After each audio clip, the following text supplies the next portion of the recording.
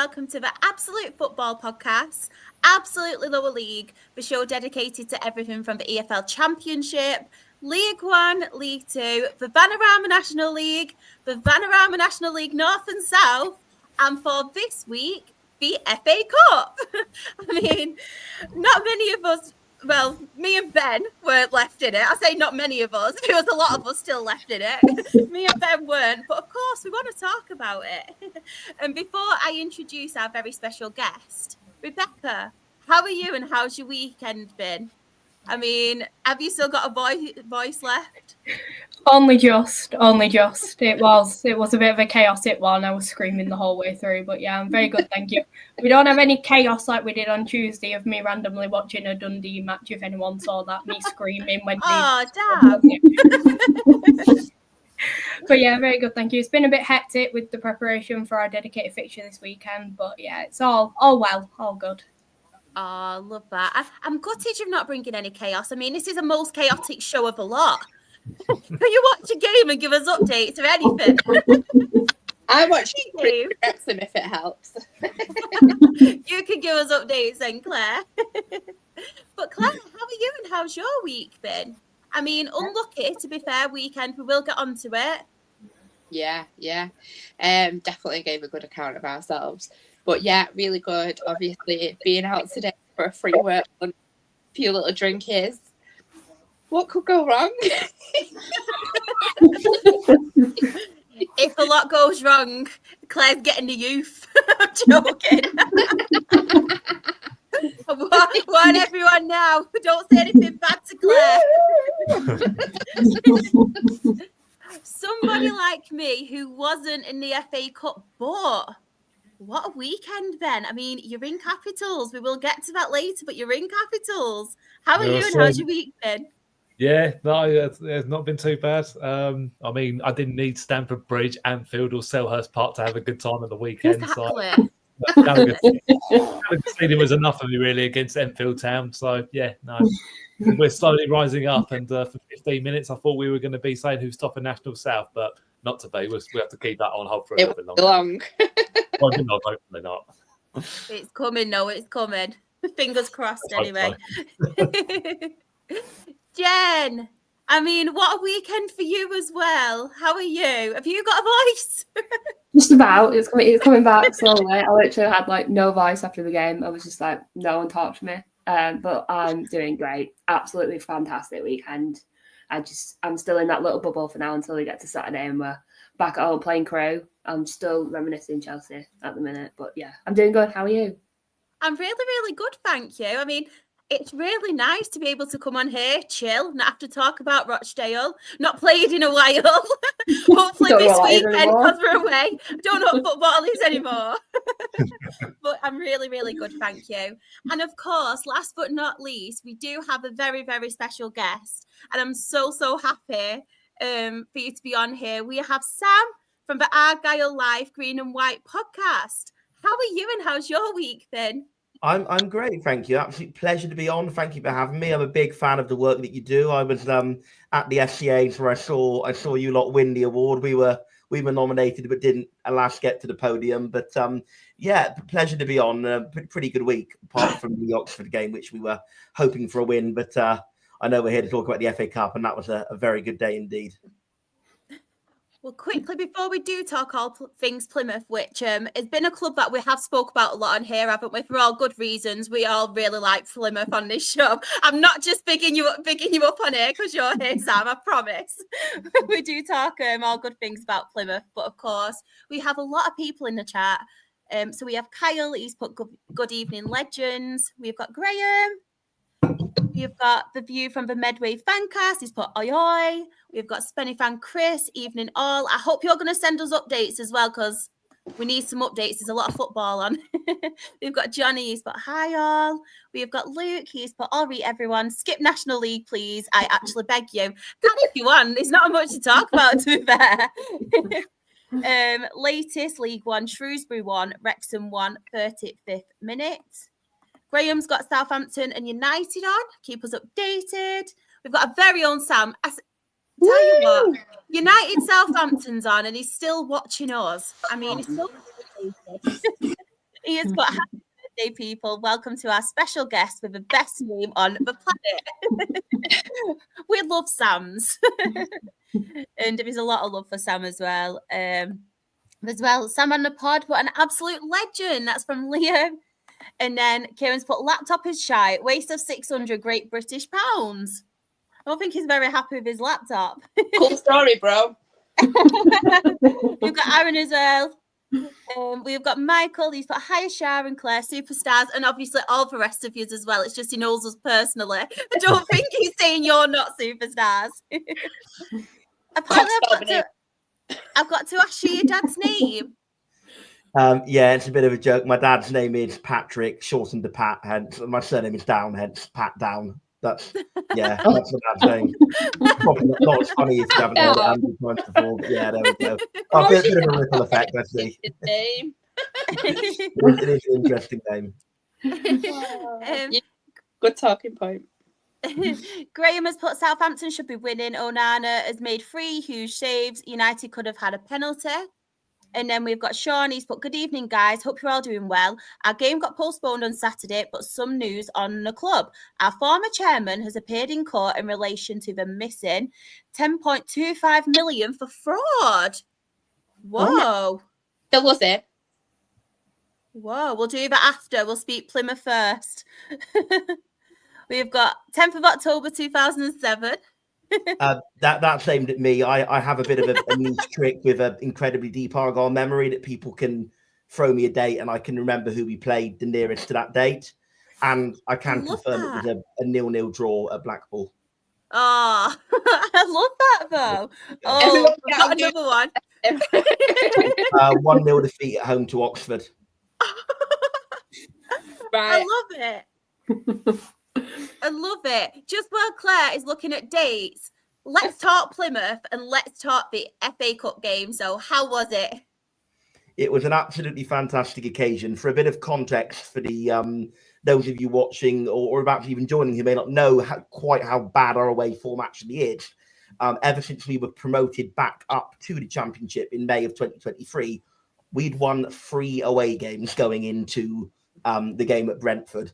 That's on average 1 every half season, which are pretty shocking. In fact, it was spread over about a 2-month period. It was quite heavily concentrated, but pretty shocking record of 3 away wins going back up. We were going to the team with one of the best home records in the Premier League, and I think nobody was expecting anything at all. We all thought, is it going to be an absolute embarrassing thumping, or is it going to be maybe a game where they just rest most of their best players and we lose 2 or 3-0, 3-1 maybe if we get a goal if we're really lucky. But we dug in. We went deeper and deeper into the game. Still, level pegging. Getting them to half time was a great achievement in itself. And we all thought at that point they're going to be bringing on Mbuemo, Wisa, Lewis Potter, and that's going to be it. The game's going to be done and dusted. And they did bring all of those on, and they had a little spell where they got a little bit on top. But we wrestled control back. We kept threatening on the break. And Morgan Whittaker did what Morgan Whittaker does, which is make a goal out of absolutely nothing. Picked up the ball, shimmy, turned inside. We all thought he left it too late to shoot.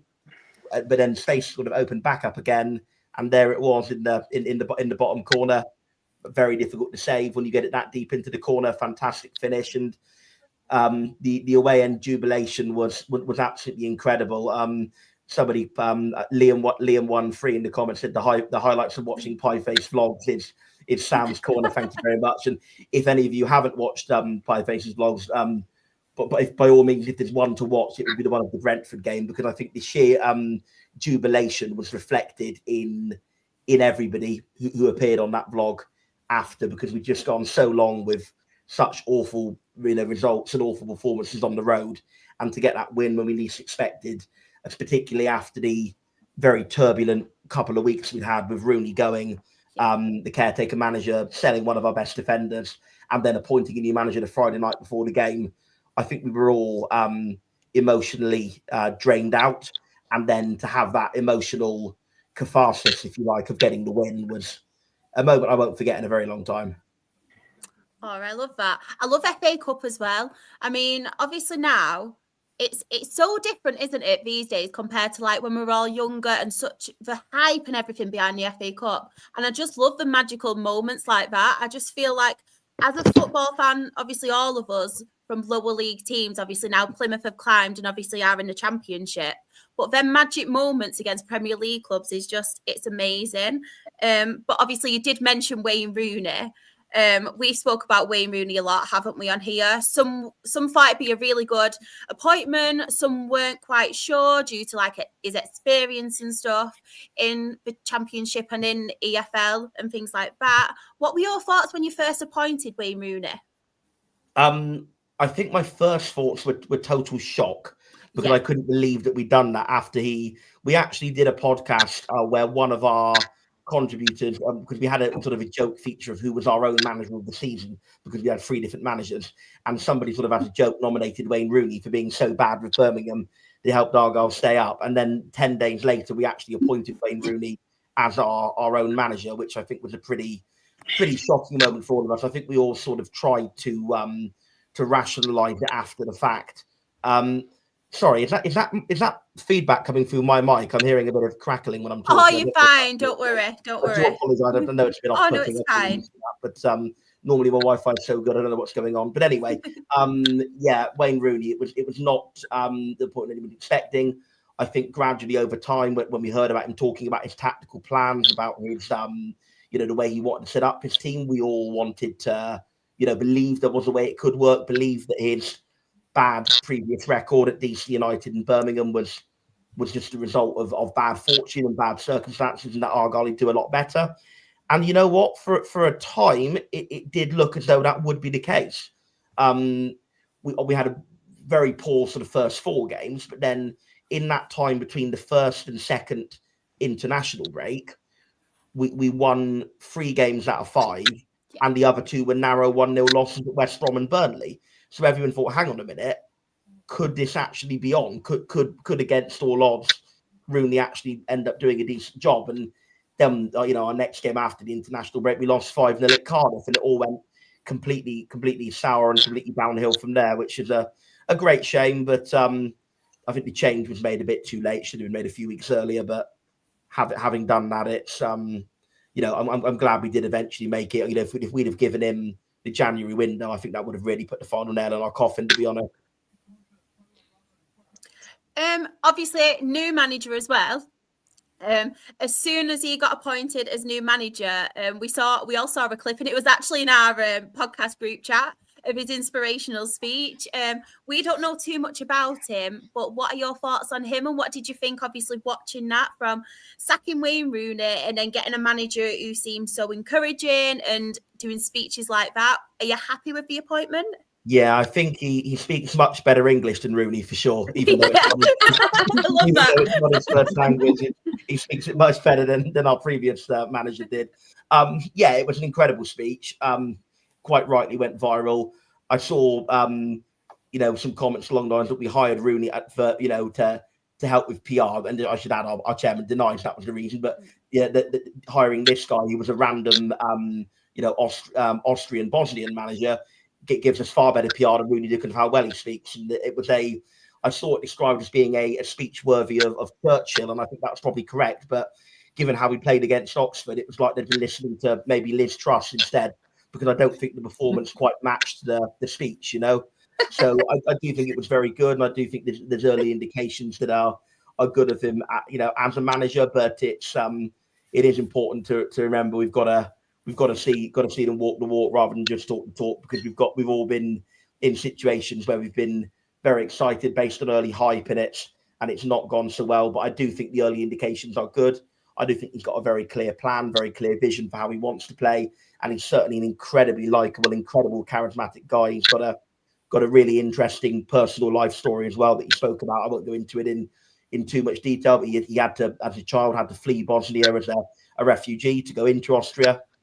He's living with his family, are still in Austria, so he's seeing his family at sort of semi-regular intervals. He's really seems incredibly charismatic and incredibly engaging, and I just hope that he revitalizes the mood around the club that has been pretty somber ever since Steven Schumacher left in December of 2023. We had a good little upturn at the end of April that got us survival, but pretty much either side of that upturn, 2024 has been a very dour year for the club, and let's just hope under Miran Mutlic 2025 can be a lot better.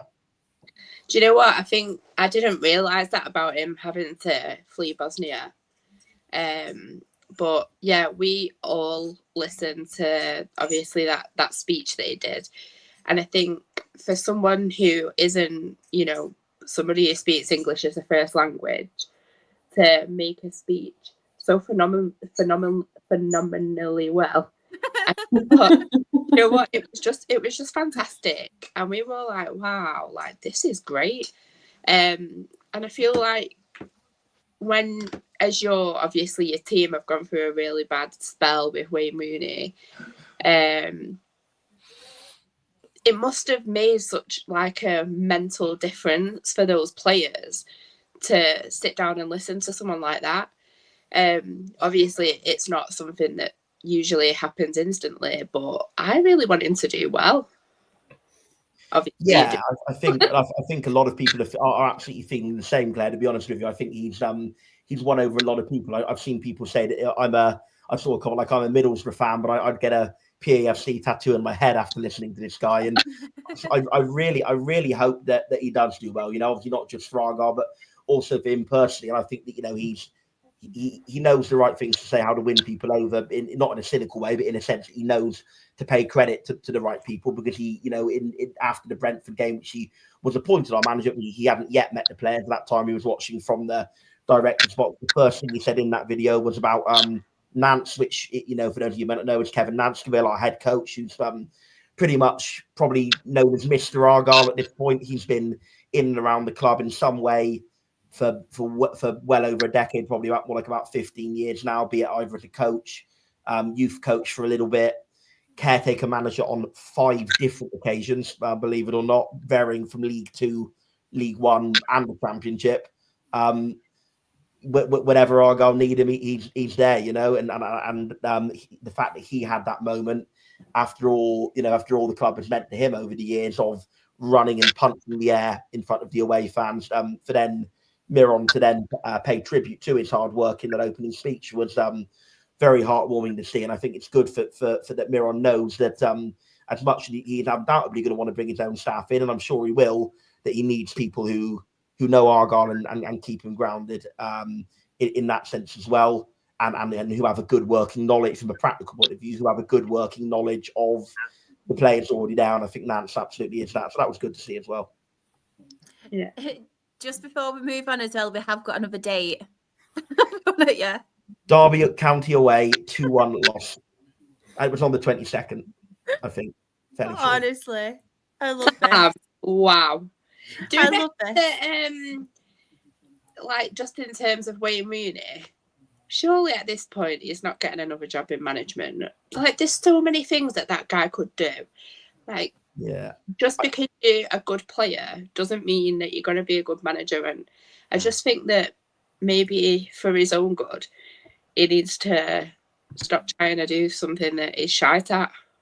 Yeah, I mean, no, I think that's quite well said. In truth, I think he clearly wants to be a good manager. Like, I actually met him and spoke to him in our pre-season trip to Spain. A few of us went out and combined it with a bit of a holiday in Marbella and saw the open training session and saw the team play in Spain. And I saw the passion emanating from him when he talked about the squad and his ideas for the squad and his love for football and his love for being on that day-to-day on the training ground. And I absolutely believe fully sincerely in that.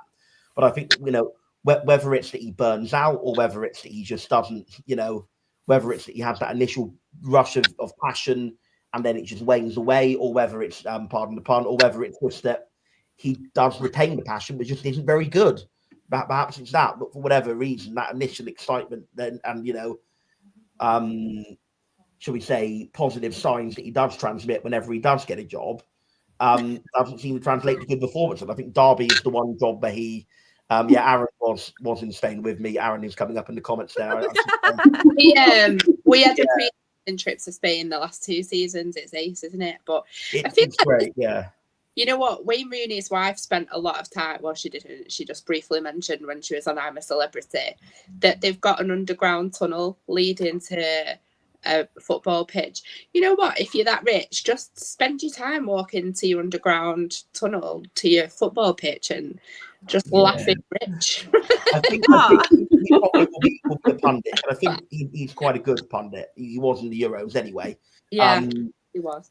And I think that is what he's good at. And I think it's like, I don't know if any of you lot ever did. When I was young, I would always play for Christmas. I would often get the Football Manager latest game, and I would just go on it and enjoy it really. And then by the middle of January, going into February, I realise I'm losing every week, and I get frustrated, and I take it out of the PC. And I feel that's a bit like Wayne Rooney in management. He has that initial, desire to prove himself, that burning desire, and then he realises he's not very good, and it all goes south within a couple of months. So that's kind of the way I see his career going. I don't think he is going to get another job in management, whether he ends up going to maybe Saudi Arabia or somewhere. But I don't know if the lack of drinking culture would perhaps agree with him out there.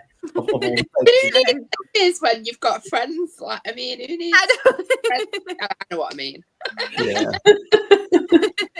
Too many of them cocktails. I can't do it. We do have a couple of questions as well. They are quite similar, and obviously it is about Morgan Whittaker. So Johnny has put, do you think it's important to keep Morgan Whittaker for you to stay up? And Michael has asked, do you think he'll leave, and who will be a good replacement? So similar questions. Yeah. You know what? I don't think it's as critical we keep him as what it was last season, because Welsh Whittaker is still, I think, our best attacking player and can still create a goal out of absolutely nothing. I'd be lying if I said his form was as good now as what it was last season. And I think with Miran Muslic as well, Welsh, I think there are a lot of good signs about him in the way he presents himself, his passion, his charisma. I do think if you look at Cercle Bruges, the side he managed in Belgium, it was very direct, not quite route one, but certainly much more long ball orientated than what Wayne Rooney tried to implement. And I know the obvious comeback to that is, well, Rooney was bottom of the league, so maybe it's time for a change. And maybe that's a fair point, but equally, he has still signed players, and we do still have a squad much more suited to possession football than not. And also, furthermore, he's very keen on out of possession gegenpressing. He's a fantastic out of position coach. Board accounts. He's keen on that high energetic press to win the ball back. And I don't know if that's so much Whittaker's game. I think his off the ball work has improved to what it was, without a doubt. I'm not saying he's lazy, but I don't think he's that relentless off the ball presser that we perhaps need for a gegenpressing system. So, and of course, if we go down, that's going to knock. Which, let's be honest, even if he does stay, there's every chance we do go down. That's going to knock 2 or 3 million off his price tag, probably. So, you know what? There's a bit of me that's thinking, as much as I love him, and he has been an absolute icon for this club for the best part of 3 seasons, I do think that we're probably never going to have his value as high again as what it is now. Yeah. So I do think he will go. Quotes from Miran Muslic in today's press conference were, shall we say, not exactly encouraging for him staying. It wasn't in any way, derogatory towards Morgan. It was all very positively coded, but there were quotes like, there's conversations going on in the back office, is what he said. He said, Morgan for now as a Plymouth Argyle player, I think was his precise wording. He said it's not just about what's best for me, it's about what's best for Morgan. So factoring all that into the factoring all that in, I think the coded message on that was don't expect him to stay here too much longer. Maybe I'll be totally wrong. He will be here on February the 4th, but I don't think I will be wrong on that. I think he will be off. And ultimately, given the fact that I think we're odds against staying up anyway, given the fact that his value will drop if we go down, and given the fact I don't think he will quite thrive in the new system, perhaps like what he did in the old system. Yeah. Taking all those factors into the equation, I wouldn't be, as long as I wouldn't be against it. It's got to be the right fee. Don't get me wrong. Yeah. If we're talking about 4 or 5 million, they can get stuff. I'd rather just keep him in that case. But if they can get it up around the 8-9 million mark, then with add-on, sell-on clauses, etc., then I think that's reasonable, and we can sell it in the window.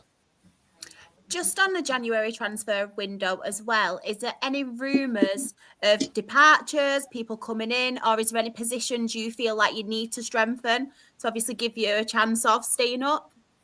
Most of them, really.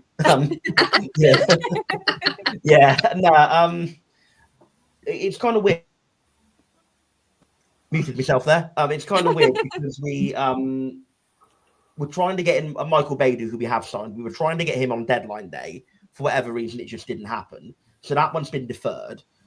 Simon Hallett, our chairman and owner, did very much mention that he was going to be putting in some of his own money to cover spending.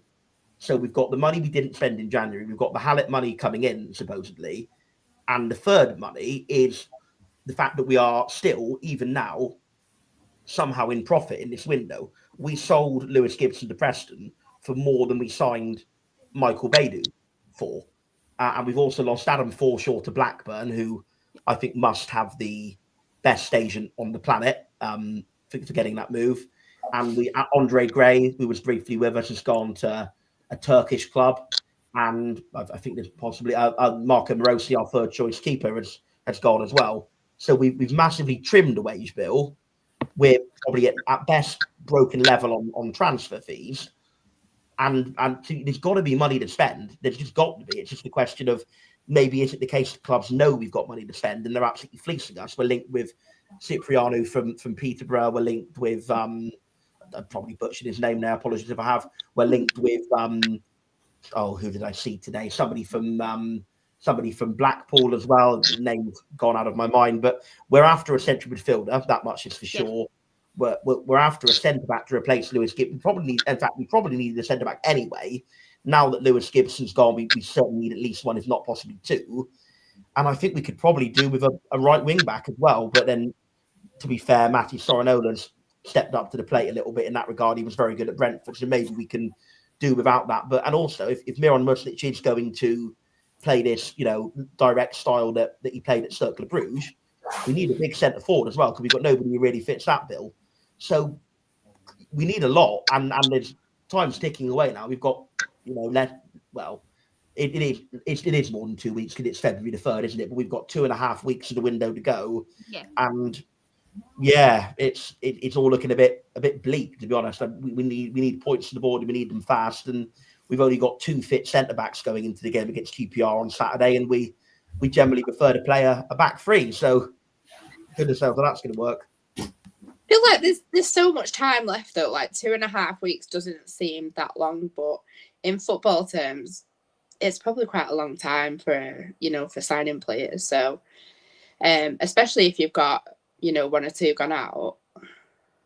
Yeah, and obviously there may be some more going out yet. Not only Whittaker, as we just mentioned, but also Barley Mumba, who's supposedly being scouted by Leeds as well. He's one of our better players, and it just to me sort of says the fact that Rooney should not have had this team stranded at the bottom of the league. Don't get me wrong, it's not a great team, but there are some decent players in this team. Barley Mumba's being scouted by Leeds. Whittaker's got apparently half the championship bidding for him. Adam Randall's been at a very good season in central midfield. He's one of our sort of own players who's come up from the academy, and he's really had a bit of a breakthrough season. He's got great statistical metrics and stuff like chance creation, ball progression, possession, long ball success rate, pretty much all of it. And we did have Lewis Gibson for half a season, who Preston have just signed for allegedly 1.5 million. So we've not got an absolutely rubbish squad. No, Aaron's quite right. He said, but we're not stranded. We're 3 points off fourth bottom. But we really shouldn't have had us 24th in the league. Certainly not with the amount of absolute thumpings we took away from home this season. I've already mentioned about how little we've won. We've had away from home this season a 4-0 defeat, another 4-0 defeat, and then a third 4-0 defeat, and a 5-0 defeat, and a 6-1 defeat. Wow. And my favourite one of the lot, a 3-0 defeat at Leeds, which doesn't sound that bad, but it's only the second game since the start of recording records that a team has had no shot in a game. Oh, shit. Oh, yeah. So we've had 3 goals, a 6-1, and a 3-0 with no shot. A 3-0 with no shots to add to that as well. Yeah. Oh, fuck. I know. Bar instead of watching the football. The thing is, all three of Leeds' goals came in 10 minutes before half time. So I was right down at the bar before the half-time whistle blew, and I didn't come back up until about 10 minutes into the second half, at which point the game was dead, and it was a very boring second half. And yes, as Aaron is saying in the comments, I have been to each and every one of those games. I've been to every away game since we were promoted back to the Championship. and I've seen 4 wins out of Proper 30. fan. Yeah. There's a lot of people in the chat sending dates, so I will get to them very, very soon. Johnny has asked another question. Do you like Conor Hazard? I like him a bit better than Dan Grimshaw. He's no other keeper. Do I like Conor Hazard? I think he's improved. Yeah, I absolutely think he's improved.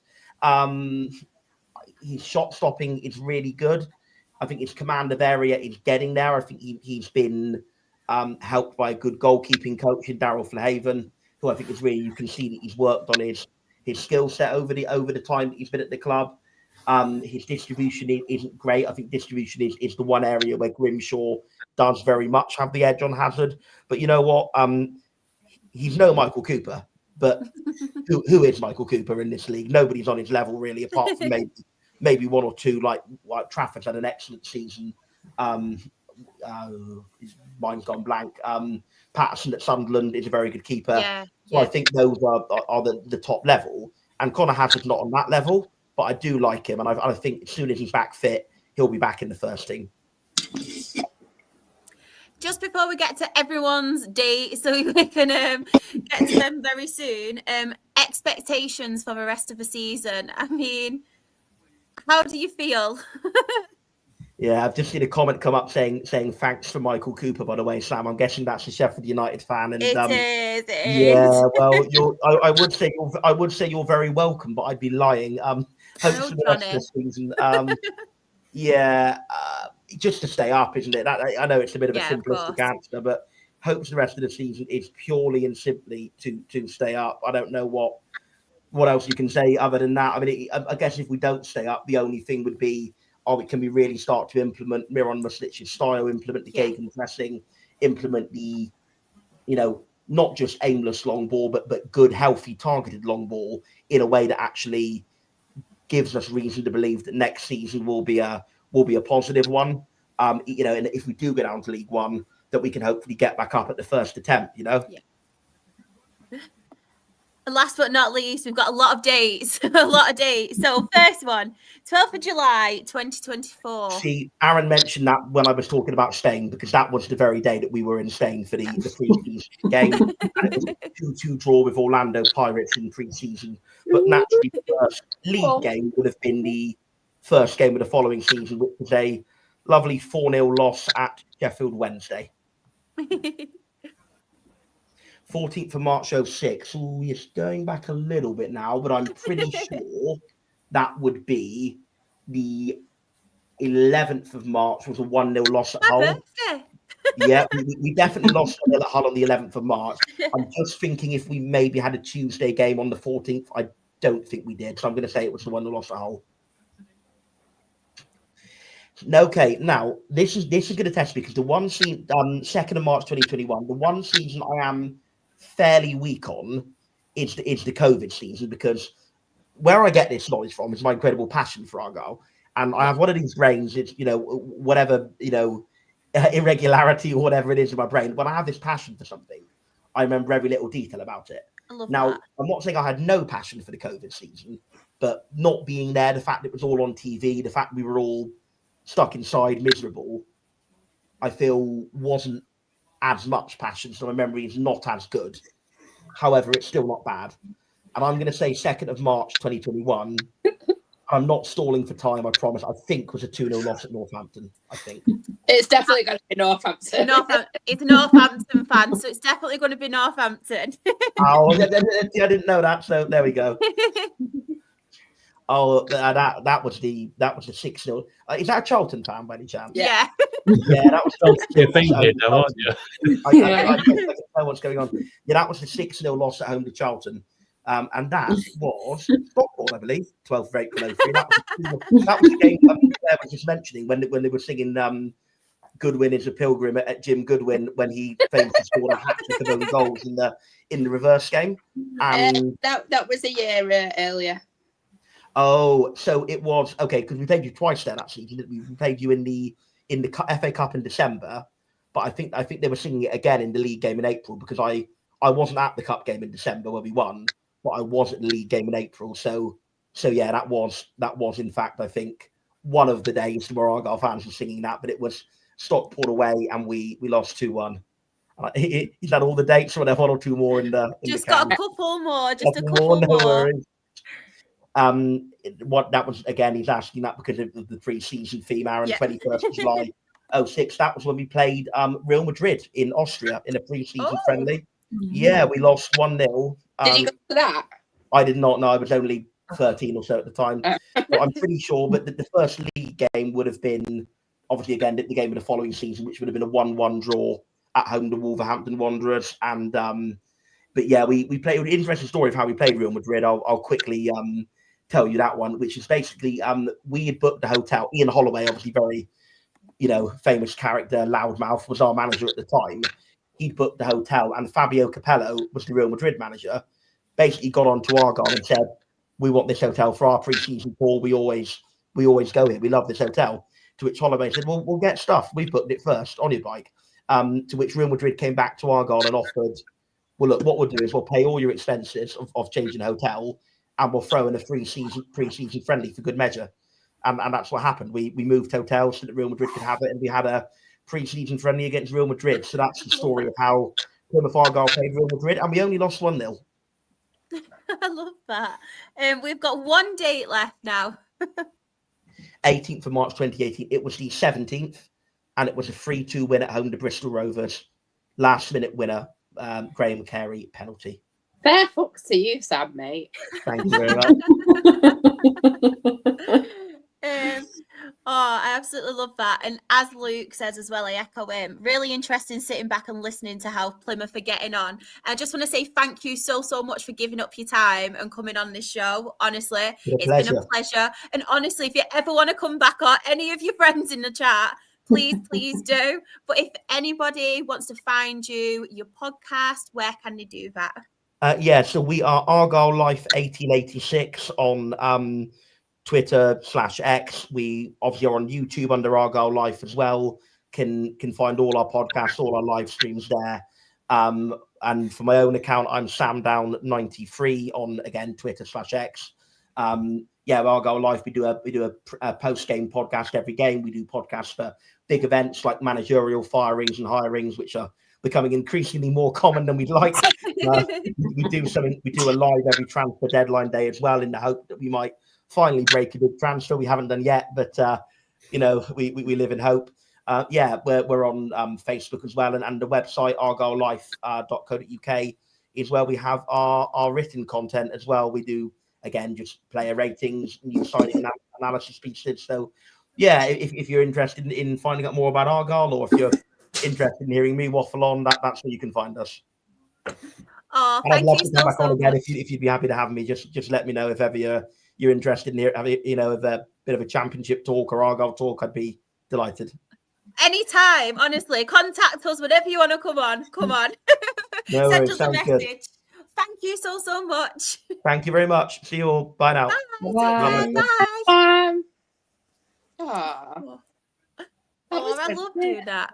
I love meeting other fans. I think this is what I love most about this podcast. Like, obviously, all the football community coming together, and I know we all have our say on everyone's clubs and stuff, but it's nice to actually get someone's point of view from their own club, because I know we like talk about it, say what thingy, but we don't really know as much as obviously a fan from their own club. So I love that. But FA Cup chat. Who wants to go first? I'll let Rebecca go first. She was the early kickoff. I'll let her go. Go on, Rebecca. Talk to us. Oh, it's gonna be a long one. Just to warn you, I have like a whole page. Do not worry. It's hard to put into words. I mean, like, the result's a result, and I'm not gonna mention that because it doesn't sum up the day at all, and it doesn't reflect how Aki played, in my opinion. I mean, what an amazing day it was. The build up throughout the week was incredible. It was good to see Accrington.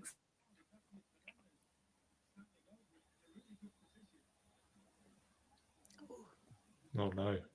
Oh no. Frozen in time. Come back, No. Rebecca. Come back. I sound like Titanic, don't I? That's a sort of right cliffhanger there. Rebecca, come on. Oh. Ah, Jen better go. What's your thoughts on Bless her. Poor the Rebecca. Wi-Fi's gone. What we'll do, we'll remove her for now and we'll Oh, bring her back, no. bless her. Oh Only on no. this podcast. Rebecca building a suspense. She really is. She did say it was interesting, so we've got as well. Goal given for Brighton, Ipswich 0, Brighton 2. Johnny's put that he loves the community. Oh, thanks, Johnny. Graham has put every time it happens, poor Rebecca. We got Rebecca back. No, We've not got these are Rebecca all back right. yet. Just put a message in our WhatsApp group saying a Wi-Fi's gone. Oh, it's all right. Jen, do you want to go? Yes. Please, Chelsea away. Wi-Fi, please stay. Please Yeah. stay. Well, Liam pays for it, so he'll have the expensive one, so it should work. But what a day. What a day. Like, genuinely. It was a long day. Oh, she's back. Sorry, she's back. You carry on for now, Jen, and then we'll go back to Rebecca. So it was a long day. We got up, well, I got up at like 5, set off for 6, got to London for about 11, which I don't think was too bad given it's quite quiet on the way down there. And then we didn't get back till about 11 o'clock at night. So it was a very, very long day.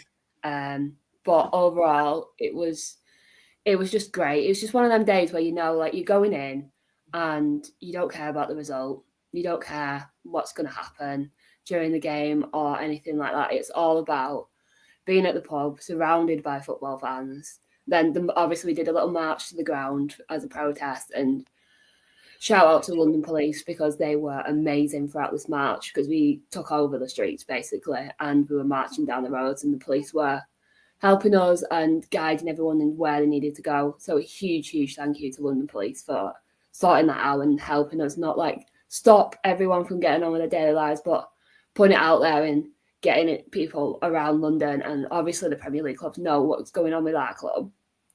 So that was really, really good. And then we obviously got to the ground.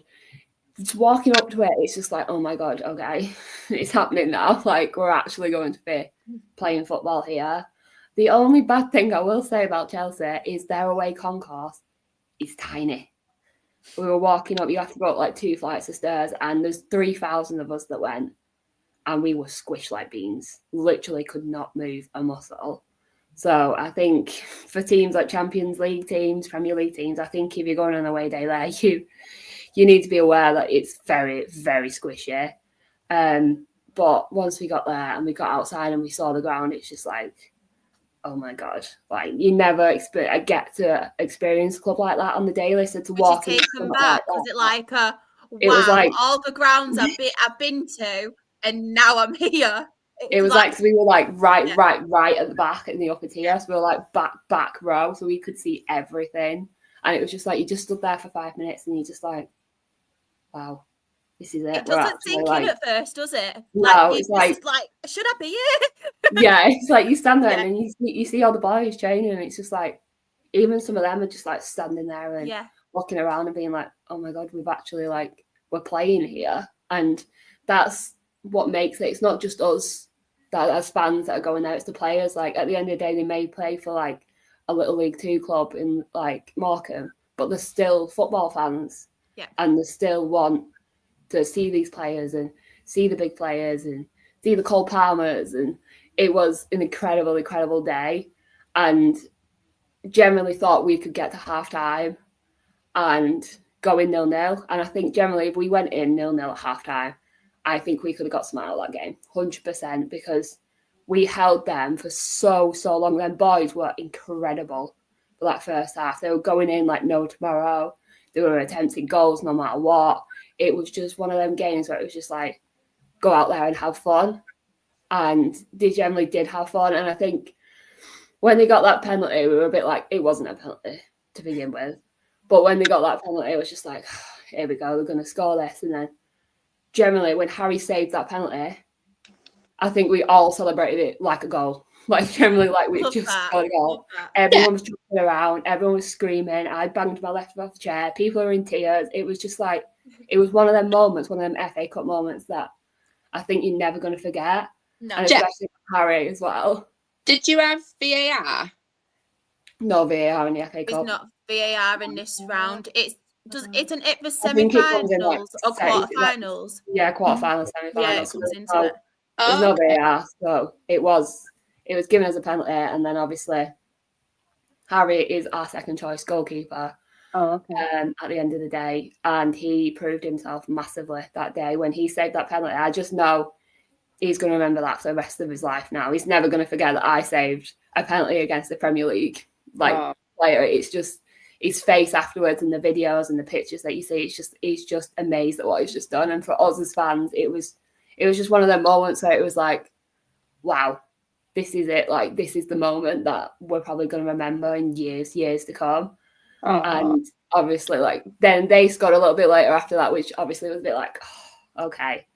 But even through it all, like, there was non-stop singing, there was non-stop dancing, there was non-stop clapping the players. It was one of that experience like you'll never forget. Like, we've done Spurs, we've done Chelsea, but I think Chelsea was probably one of the best days compared to Spurs, because it feels like when you see it on the TV, it feels a lot smaller than it is, because you only see like half of the stadium. So when we got there and you see like there's further tiers up there, and you don't see that on TV, and you're like, wow, this really is a Premier League ground. Like, it felt like a proper football club. Like, it was in the middle of like housing estates. It was just such a nice little ground, and I think it was just one of them moments where for the lads, for everyone, it was so special. And I think with everything going on at the minute behind the scenes and everything like that, I think it was a day for not just the fans but the players and backroom staff. Like, seeing Liam pitchside was probably one of the most incredible moments. He had the best day back. And then obviously you've all seen the picture, he met Cole Palmer. That was his highlight. Because I was so buzzing for him when you sent that all picture. of us. I know we were waiting for him in the pub, and we were just sat there, and he was like, I've just got a picture of Cole Palmer. I was just like, what? And then he sent me the picture, and I was just like, the fact that he actually went up to him and asked him for it, because there's a girl that volunteers with us. She's at uni, she's doing sports journalism, and she really wanted a picture of Reece James, but she was too scared to go up to him and ask him. So one of the stewards went up and asked Reece to go up to her, and she got a picture of him. So I think once Gabby had done that and she'd got the picture of Reece James, then Liam was like, I've got to get a picture of Cole Palmer. When am I ever going to get this chance again? Like, when am I ever going to see Cole Palmer again? So I think it hit him that day that he's actually like got a full-time job in football. Like, that's it. Like, he's done it. So I think they're all still on high at the minute at the ground. They're all still buzzing off this Chelsea game, even though they lost 5-0.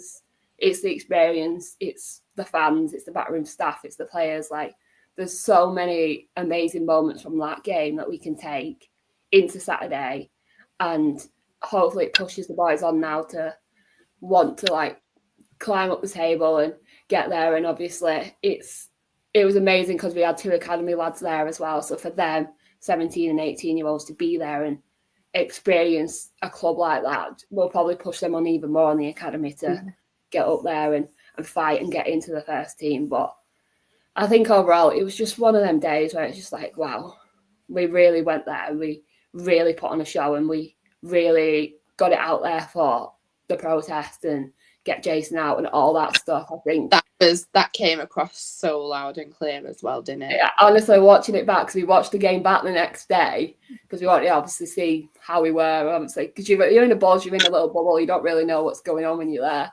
So we sat down the next day and watched it, and you could literally hear every single chant that we was doing. And it felt, at the moment when we were there, it didn't really seem that loud. But then when you sat down and you rewatch it and you just think, God, we really do have a good set of fans that just sing non-stop. Like, I don't think there was 1 minute where we weren't singing. And I think that's what made the experience more, that we're all together singing and having fun and just experience it, because you never know we're going to experience that when the next time's going to be, where we're going to get a club like that. And I just hope next season we're still in League Two and we're still pushing in the 3rd round of the FA Cup, because we never expect to get out of the 3rd round. Like, we just want to get to the 3rd round, experience a good team, and that's that. And we did that. And I think overall, it was just such an incredible day. And I think it's one of them that'll just stick with you forever, especially Harry's save. It was just one of the moments where it's like, oh my God, like you just looked around, everyone was like either crying, jumping up and down. It was one of the moments where I felt so happy for Harry as well, because he's obviously a second choice goalkeeper. He's not always getting the games. And with Stu Moore out injured, it was his moment and he took it. And I'm just so happy for him.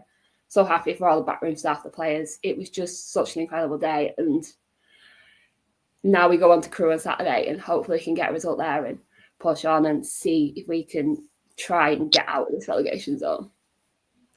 Honestly, I don't know if you can see, but my eyes are actually filling up. And it's obviously, right, I'm going to end up crying. I don't know why. But I just feel about 50 times like everything, no, honestly, everything your club has gone through and he's still going through, and not just that, everything you and Liam have like been through. And I just feel like this is such a great reward.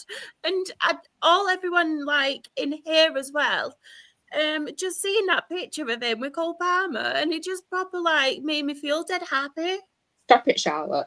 I'm sorry. Honestly, and she was like speaking about it. I was just getting goosebumps because I thought all your fans, all your players, backroom staff, but not just that, you and Liam and everything you've been through. It just makes me so happy that you got to spend this day. And I'm sorry for getting upset. It's good upset.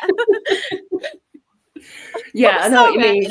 I'm sorry. Like, yeah, no, it makes sense because obviously not everybody doesn't know, but Liam got diagnosed with cancer last year, so it's not been an easy year. But I'm sorry for making you cry. It's fine. It's obviously not been an easy year, but I think going to Chelsea and for him to experience that, I think was probably one of the best moments I've seen. Oh yeah. I know everything. You little novice. Seeing him pitch side and stuff like that, I think it makes you think, oh my God, like he's made it. Like it was one of the moments where it's just like, wow, okay, we've done it. Like this is it. Like and up there's nothing else in life. Not up like anyway, I'm shutting up now. This as well. Like Graham said, anyone who has just tuned in, we're not usually like this. I think it's nearly that time, if you get me. But yeah, anyone tuning in, I promise it is happy tears. And this is why it gets me so upset when people go on about the FA Cup not being like it used to be, and it's not anymore because of everything what's happened, because of the bigger clubs. I know it's not all of them. I know it's a selective few, but these moments for us lower league fans, this is the joy it brings to us. We never get these moments, and this is what really does infuriate me. But honestly, Jen, I'm so sorry for making you cry. But honestly, all that day, and when we were all sending updates and everything in the chat, and we're all talking, the first thing I thought of was obviously you and Liam. And I thought, I'm just so happy that you both get to do that and experience that after everything you've gone through. It's like him with his job, how rewarding and everything it is now for him. And you two people who genuinely deserve the world. And honestly, I will stop now because I'll end up It's a good little omen for 2025 for you, Per Jen. It is. Yeah. Like, I just think because he went down on the Friday as well. Like, he went down with the media team on the Friday. So he had the full Friday with like the media team and the players and stuff. And I think that was probably really special for him as well, to spend the night already in London, surrounded by the players, surrounded like by the backroom staff who are now very close friends of both of us. Like, I love everyone in that media team like family. Like, they generally are family.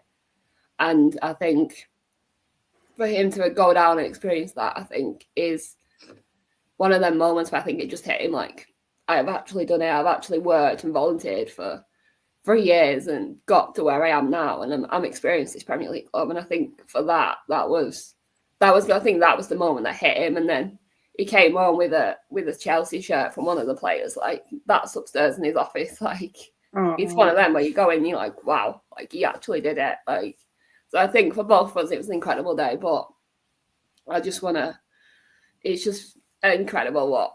More to come. Yeah, there's definitely more to come. And I just know the boys behind the scenes, all the players, like the video that they put out today, they're just a great set of lads, and they all deserve. And I just know they'll all doing their utmost to keep us in this league. And if we can keep half of them players next year and get this club sold, I'll be more than happy. Like,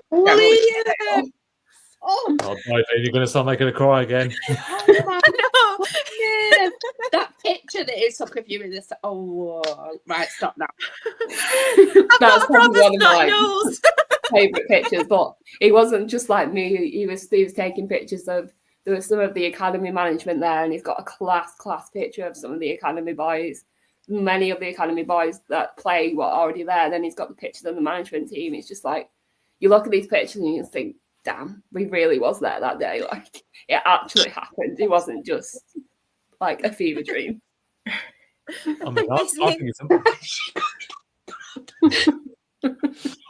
think it's amazing fact that everyone wants a career, in football. That's the thing, and to be involved in media is great. I mean, from my self-experience, I get to volunteer at my club. It's great working at any club, to be honest, but to work at the club you support at and getting to see, moments like that, that's the thing I'll be able to relate. I mean, the fact I've got a great picture of me and Lucas Cobham from last year, just shows like the sort of moments that it creates. It's stuff that, you hold forever. And, that's the thing. On days like that, result becomes secondary. It is all just about, enjoying the day out, watching, your players playing testing themselves against world-class players, and being in front of a crowd about 40-odd thousand. Like, it just, even in like, obviously, Maidstone were a bit against the mould last season, but, like, you go into matches like that thinking, look, man for man, these players are so much better than us. We're going to get hammered, but we're going to enjoy it anyway. And it is about, you're right, it is about going to these places and experiencing it. Definitely. I'm sorry about that, everyone. I think it's real, innit? Yeah, of course. Honestly, that's all I was thinking about. Everyone there and their draws, and I was so happy. But then I was like, with Jen, it's just, and when that picture got sent, I was like, when something really warms your heart and proper melts your heart, honestly. It's dead as well, Liam. And now we're back to reality, travelling 5+ hours to Colchester next weekend. Let's help with Daddy Cowley next week. Graham has put as well, Aki and Morecambe really did bring the romance of the FA Cup this weekend. Hearing Rebecca and Jen's experiences makes my heart sing. Right, Rebecca, we want to hear it. Let's just hope my Wi-Fi stays on this time. You left us all in suspense. No. We're all going,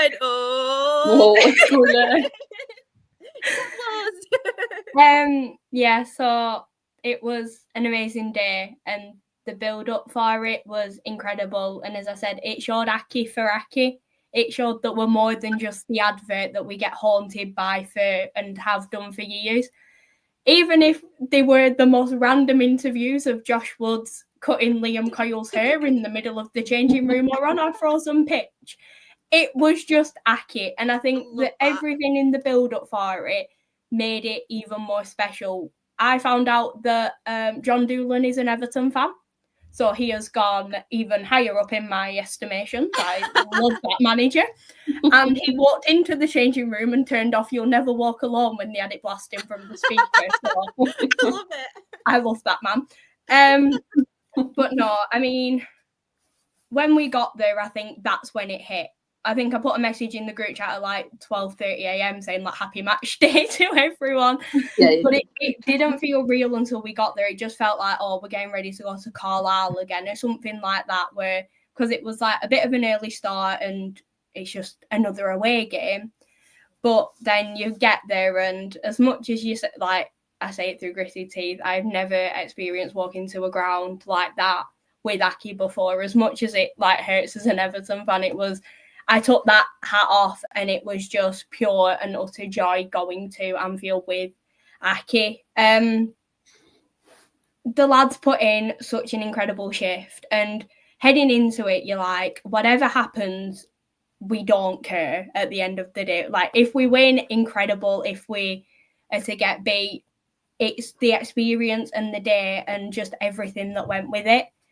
We did have a few chances, and the heartbreak of watching Josh Woods hit the crossbar, I think, hit everyone. I think everyone in the ground, even Liverpool fans, were secretly rooting for him to score with the excitement of him throughout the build-up of it all. We did have an amazing link between Dan Martin and Sean Whalley in midfield. And it's like to say that for me, them two stood out, and they stood out against Liverpool. They put out quite a strong team. We had like Trent Alexander-Arnold playing against us. So the fact that there's pictures of like Ben Woods and Trent Alexander-Arnold like tackling each other, it's just mad to think, because you just never expect that for Aki. I think everyone was just there for the moment, and it was, I mean, it's hard to put into words really, because of just like you're there living the moment and seeing everything happen. Like when the lads were coming out to warm up, you can see them all taking it in, because we saw a lot of them players live their dream of playing at Anfield. We had 3 academy graduates in Alex Henderson, Conor O'Brien and Dan Martin all make an appearance. And it's to say that they've gone through the academy and then have walked out at Anfield and played. It's just incredible to say that they're our lads at the end of it. The atmosphere was brought by Aki, and we didn't stop the entire time. I think we had fans taking shoes off, saying shoes off if you love Stanley, and all stood there holding it. That's great. It's just, we were just there for the fun, and there was no chance at Liverpool. There was no arguments with their fans. We were just there for us, and we were there to enjoy the moment with Accrington. It wasn't a case of Liverpool. And I feel as though that was like one of the things that we have been like that has been commented on with Liverpool fans talking about Aki's. We were there for ourselves, not for the fact we were watching like Trent on the pitch or anything. It was just such a special day, and I think everyone's seen the video of Josh Woods hugging his brother at the end, and it just shows the magic of the FA Cup and how emotional he got after it. And it was just like taking it in for the players as well as the fans. It's like we've had issues with the start of the season, different things like with a run of form and everything, but not once have the lads stopped putting in the effort, and not once have the fans stopped putting into the club. And I feel as though this match was just, it was a reward for everyone. And it was just so nice to see, especially with this week, as I briefly mentioned, it is our dedicated fixture. And I cannot thank the lads enough for everything that they have put into this week. We've had videos from Josh Woods, Tyler Walton, Ben Woods, Jake Batty. There will be another one out tomorrow. They've taken their time out of the preparation for the Liverpool match and everything to still support the Her Game 2 campaign and do everything that they have done. And it's just things like that where it's like the joy of seeing them play at Anfield and knowing that it's like they deserve it for everything that they do, not only for the team but for the fans, and like a campaign like Her Game 2. And it's such a nice thing to be able to say happened. And it won't be a moment that any Aki fan or player will ever forget. It's like they're all posting whose shirt they got after the match. And I think it was like Jimmy Knowles got Jota's. Jake Batty went away with 2 shirts, I think. But we're not sure who Josh Woods got. The one player that everyone wants to know from Aki, no one knows who's he got. But it was really nice to see. And then, as like the comments have been, it's now back to reality of Notts County on Saturday, which hopefully we can, if we put in a shift like we did against Liverpool, we can start flying up that league and we can start putting in very good performances and wins. And it's just one of them where hopefully now that because the way talks of the Liverpool match was a distraction for a bit, because we did go through a spell of results weren't really going our way, but I feel as though it's like it's happened, but the momentum is still continuing no matter what, because the excitement, the enjoyment. I don't think we're ever going to see the smile come off Josh Woods' face every time he'll like walk anywhere. Like, I played at Anfield. But it is now, like I said, back to reality of back to the league, full focus on that. We've got 2 new signings potentially making their debut this weekend. So we have Charlie Brown, who I think has one of the most incredible names. Reminds me of Cha-Cha Slide, Charlie Brown. I just get Snoopy in my head whenever you think of Charlie Brown. So we have signed him from Morecambe. Apologies, Jen. We seem to just sign He everyone. never played. Eric wasn't a fan, so you're fine. We literally never played. And we've also signed Charlie Caton, I think that's how it's pronounced, from Chester. Another striker, so hopefully he can get going with that. We have loaned out Jimmy Knowles back to Boston United, and Nelson Kumbeni's loan, Asaki, has come to an end, which is devastating. But I think the sad reality of a 6-month loan. But hopefully we can continue our 2025 unbeaten run. If you ignore the FA Cup, we're unbeaten. So hopefully we can carry on, and a good win on Saturday will be great. Fingers crossed. Love that. Fingers crossed. And that, I like the FA Cup is so bloody important, especially to non-league, lower league fans. It's not just about your team being in a cup. It's about experiences like that. Because at the end of the day, like we said before, you're going into that game expecting you're going to get beat. So the fact that you go into those grounds watching that team that you didn't think would ever really be there, like, I just think it's amazing. And it's just so sad that they've done what they have done to it. Yeah. All you wanted is just like, you want to go to these games. You just want a goal. That's the thing. Even if you like say at the time. That's literally what we went for. Like, if we can see a goal, like, that's it. That's all we want. Because I remember when Chesterfield went to Chelsea a few years ago, and obviously they were National League at the time. 5-0 down, a few minutes to go. They scored a goal, and I think it was the biggest cheer of the afternoon from everyone. They went absolutely mental. And like that's all it's all about. You don't care about the result so much as long as you can say we had that moment, we scored, at a Premier League ground. So like that's the thing. It's just a shame that it didn't happen for Morecambe or Aki, because that would have been absolutely incredible to see the scenes for that. But I think if I went down or something like that happened. Love that. Sam will be happy as well. Manchester United have scored Amad Diallo. I definitely said love that at the wrong time then, didn't I?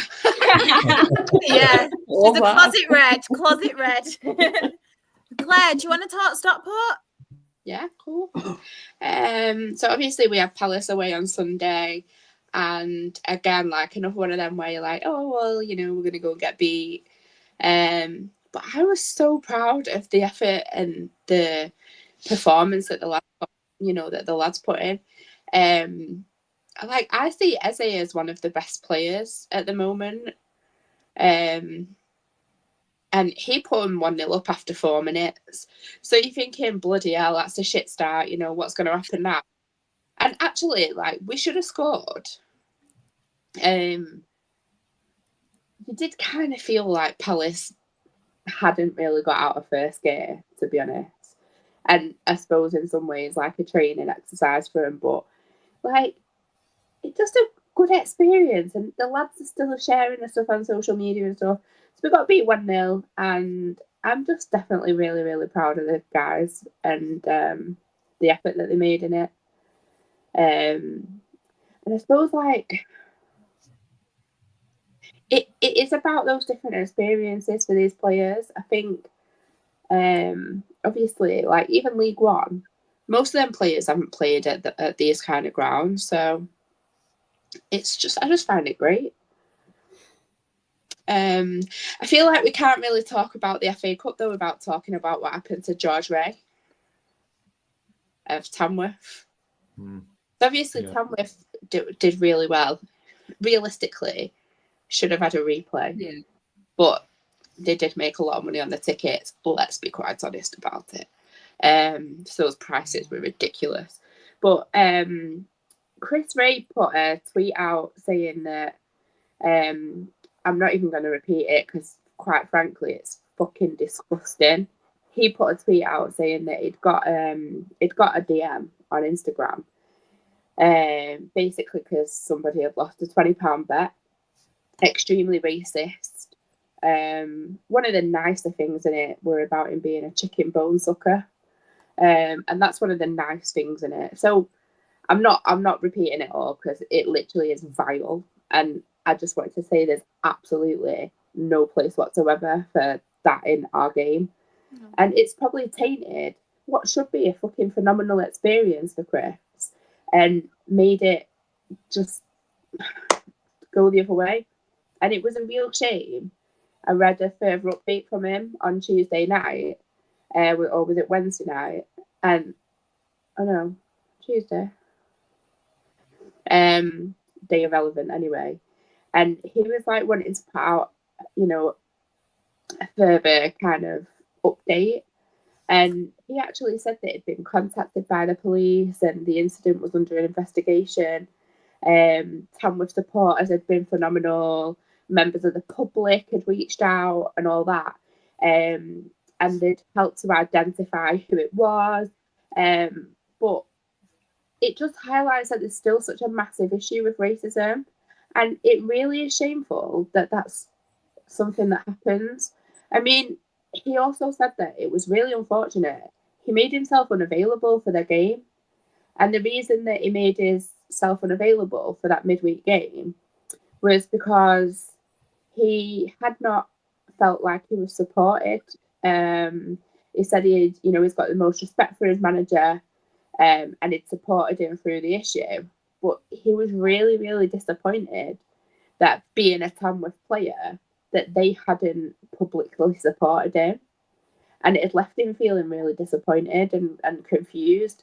And then he had a call and they said that they wanted to keep the matter internal. And that was their desire, to kind of brush under the carpet kind of thing. And I just think, no, that's not good enough. It's 2025. Everybody should be able to live as they want to live. And to be quite fucking honest with you, it's none of your fucking business. If you don't like it, move the fuck on, stay in your lane. He should not be coming out of such a bloody phenomenal match for his team with that. Should be one of the best days of his playing life. Yeah, there was a few things obviously that happened over the weekend. I don't know if any of you saw as well. After Manchester United Arsenal game, and obviously Kai Havertz missed a good few chances. His wife was subject to abuse of things he was saying. She's pregnant as well, and the awful things he was saying about obviously her and her unborn baby. It's absolutely disgusting. I know Johnny brought that up. I know there was a lot of stuff about the Tamworth physio as well. I saw that. Comments and violent behaviour. So pretty woman. Just overshadows like some really magic moments, doesn't it? Yeah. Things like that. Yeah. It's disgusting. I mean, being a football fan, going to the football does not excuse you being an absolute dickhead. Like, stop it. Exactly. Stop it, man. I don't want to see that. No, it's disgusting. Absolutely disgusting. By the way. Oh no, don't worry. Just on FA Cup as well. We will mention a few of the others. So Ben, I will come to you first on this slide. Is there any what stand out or any you want to talk about on here? Not really many that stand out, to be perfectly honest. It's quite a standard. I mean, obviously, if you're talking like cup sets and all that sort of thing, I guess obviously Wycombe beating Portsmouth, that's obviously not a major shock. I guess we were both in the same division last year. But I mean, just to say probably a quick word actually on that Everton game against Peterborough, because obviously there've been a lot of comments thrown about Duncan Ferguson, or not Ferguson, Darren Ferguson, sorry, around the the situation with bringing on Ashley Young's son.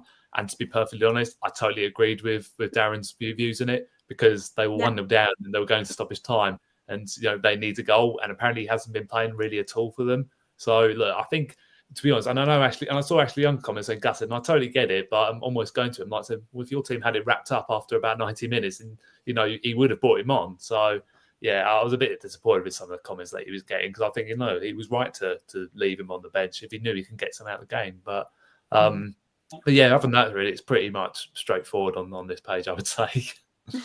Yeah, I completely agree with you as well. And over a lot of hate towards him, but at the end of the day, he should stick to his guns. He's a manager. He wants to do what's best for the football team. Obviously, he's in game management, and I know it's a great it would be a great historical moment and a sentimental moment. But he's got to first and foremost think about his team during that game, hasn't he? So I'm completely on side with that, and I agree with that. They were 1-0. They were 1-0 down at the time. They need to go try and get a win. Exactly. Like, they need to bring on the right players to do that. Who do you reckon it is? Ahmad. Again, what a player, to be fair. I know obviously he's doing really well. Very well. I know Ant will be happy as well. Loves a bit of Ahmad, doesn't he? When you did that, then I panicked.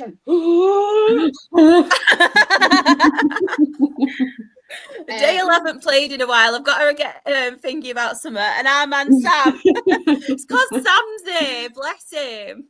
Wrexham are still getting beat. Oh, are they? My next door neighbour, he must have been behind. He's just cheered. Is he next fan? Bless him. Rebecca, any standouts, or do you want to speak about the Everton game or anything? I can briefly talk Everton. Of course, yeah, of course. I mean, heading into it, it was Leighton Baines and Seamus Coleman taking over. So as an Everton fan, that was like my dream to see. In terms of what Ben mentioned about the Ashley Young situation. Oh no! Oh no! Every time he tries to speak, she goes. Oh my god! Bless her. Oh, Rebecca. Oh. Rebecca, you back? I hate this Wi-Fi. Every time you talk about your team. Right, I'll make it brief. Everton were Everton. With the Ashley Young and his son thing, if it was going to happen, it would have happened. But Peterborough have to think what's best for the team at the time, and if that's to bring on an attacker rather than a defender, then that's what they're going to have to do.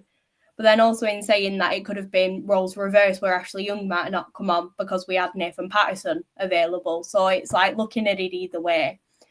In terms of Everton, Beto's goal, we all thought it had gone round to, like, taking it too far, but scored right in front of the park end where I was, so that was quite good. And then the second one, a penalty. So it was decent win. Everton through to next round, but then we now face Bournemouth. And Bournemouth have become our bogey team with we were winning 2-0 and got beat 3-2. So let's not have that again, please. Johnny has asked as well, can he say a small bit about the Sheffield United match? Of course. Everyone, send your match reports in if you've played. You know the score. It's not different now. It's FA Cup. Can we talk about the crowd as well there? Sorry, just quick. Can we talk about the crowd at Sheffield United against Cardiff?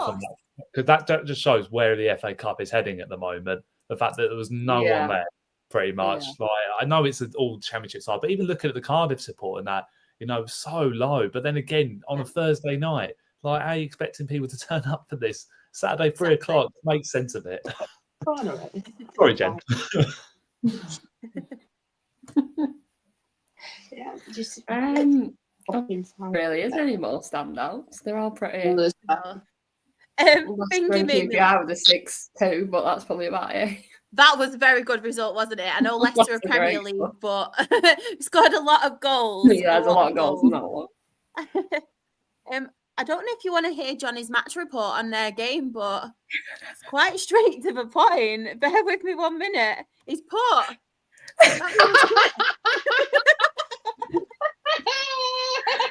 Play, Johnny. I mean, standard.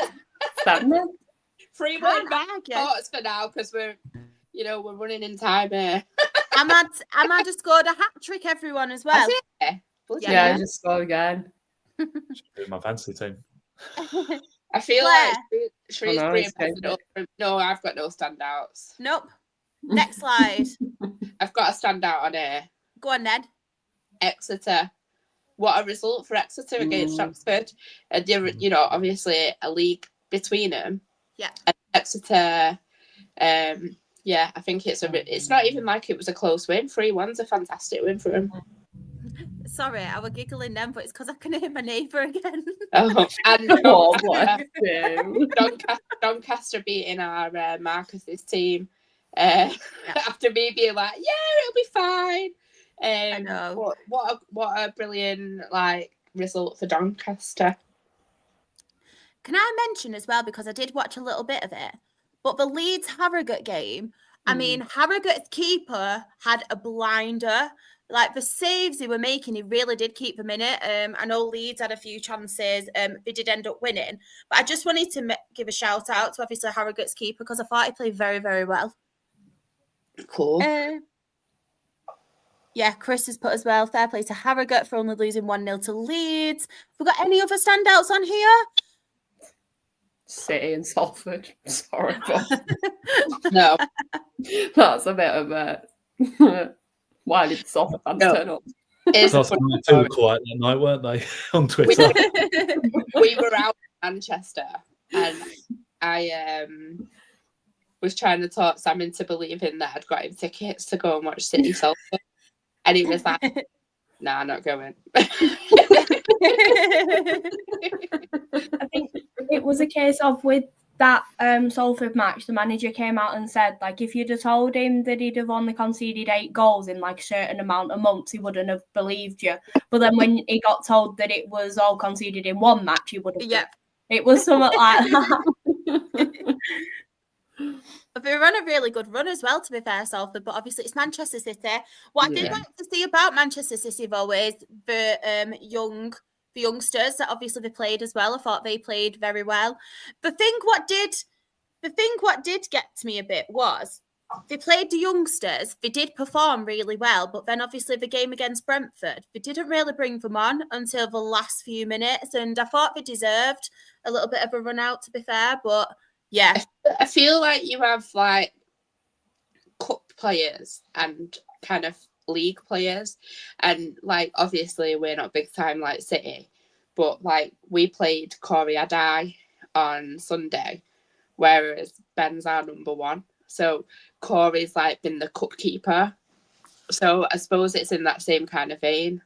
Yeah, I do get that. It's just City have got a lot of injuries, and obviously they're not performing very well at the minute. They're out of form. Yeah. So I thought could have brought on a couple of their lads that did perform against Salford, but yeah, I'm not really bothered. I don't really like both teams. Yes, I do.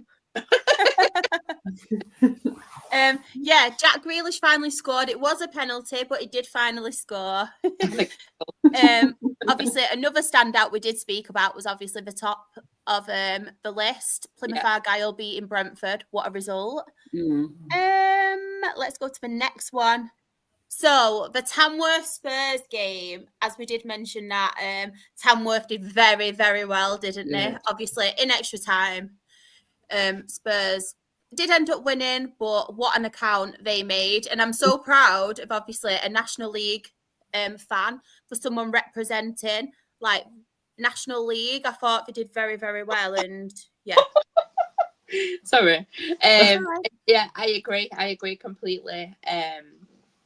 It's just a shame for him that obviously there's no replays. And sorry, I was laughing at James McLean. He's like going psycho at the referee and he's just got booked, and it comes up at the bottom that he's had 9 yellow cards already this season. Oh God. Yeah, I felt like Tamworth definitely made a good account of themselves. I think one of the things is as well, it's a 3G pitch. So if you're not used to playing on that, and from when we've played there before, all our players said it's so difficult. It's a bit tricky to play on a 3G pitch because it's not the same feel. So obviously Tamworth can use that to their advantage, being their home pitch. Bromley as well, as Luke's mentioned, they obviously did go 1-0 up, but then Newcastle were obviously too strong for them. But what a day out then Bromley fans must have had. Yeah. Like Ben said before, I think if you just get a goal at a club like that, then that's all that matters. Whether you go home with a win or you go home with a loss, you've scored a goal, and that's what matters. I'd love to do that Newcastle Stadium. It looks incredible. I tell you what, I've been to Newcastle before, right? Dale got them in the FA Cup, and it was at obviously Crown Oil Arena, and then the replay. We took them to a replay, and it is the highest ever. Like you're literally upwards like that, and we was there, and we were on the first row, so you're up in the air on a tier on the first row. And honestly, I didn't want to look down all game, but I had to, because obviously I would have been able to watch the football then. But it's so scary because it's just so high. Oh my God, maybe not. Don't get me wrong, it was a brilliant experience. We did lose, but I was like, oh my gosh, one bad move in, I'm a goner. I'm going down. I know. Luckily, we didn't score. I would never been so happy to not score just in case. Any other standouts on here for anyone? I mean, they're pretty straightforward, really, aren't they? Norwich, yeah. I mean, I say just a quick word on Tamworth. Like, I thought their players were absolutely magnificent. They were, and can we just go back to the comment that Dominic Solanke made? I think a while back when he said, "I'd score 100 goals in non-league football." Yeah. Where did you make? I didn't see you. I think put a little bit of respect on non-league football, to be honest, because you got completely outplayed by a plumber at the back. So, I mean, yeah. Do you know what? Look, I feel sorry for them because they should have been celebrating the best result in their history, at 0-0, and they could have made nearly £1 million out of that game at Spurs. I know people saying, well, they got there, they had to pay extra time in the last round, but the thing is, even if they didn't, they would have had to take Burton Albion back to their place, and I think I would have fancied Tamworth there anyway. Yeah, definitely. I still think it's absolutely disgraceful. And to be honest, if you're going to not do replays, I think, to be honest, you should go straight to penalties like it does in the FA Trophy. 100%, really, because 100%. you just gives, what were Spurs able to do straight away after, before the extra time started? They brought Son Heung-min and Kulievski on. You think, what chance have they got? So exactly. A little bit of fairness on them. So I think penalties would have been a fairer way, personally. But, that's just me probably being, biased as a non-league fan. But no, massive credit to them. They've done non-league football and the National League really proud. I really like the stadium as well. It looks really, really nice. Like a proper little football club. Graham, bless him, has mentioned about the Charlton game. My internet's playing up now, I think. Oh, no. He's put, disappointed in our defeat. Played really well and were more than a match for Preston. They had only 2 shots on target, scored them both, but we gave them both goals with awful defending. And he's put as well, Premier League fitness always shows an extra time. That is true. Johnny's put, I agree with you, Ben, straight to penalties. Luke has put, this is why replays are good for lower league sides. The financial side to it is massive. I completely agree. One thing I did want to mention as well, obviously Leyton Orient beat Derby on penalties, and then they've actually got Manchester City, haven't they? In the next round. So I think that's absolutely brilliant for Leyton Orient. Love to see that. Like we always mention, I love seeing the lower league teams obviously get their dream draw. So hats off to them. Yeah, you think where they were about 7 years ago when they nearly went out of business themselves, and now they're going to be hosting one of the biggest clubs in the world. Fair dues to them. No, I've got a bit of time for Orient. It's one of my favourite away days out. It is. So I hope they do themselves proud against City. Don't make me cry again, Ben. Emotional. Can I just say one last thing? Of course you can. I love the fact that, and it's like the same for a lot of National League and lower teams, is because they're not full time and the players have like the part time jobs. And it was one that was helping fix the net, and he's like a sales assistant at Zara. And it's like it just shows like what, in terms of like the replays and everything, what they can do for teams like Tamworth. And if you like one of the teams that are lucky enough to get the big draws, everyone wants them away. And it's one of them where for the experience, for the money and everything. So for Tamworth to get Tottenham, it is great.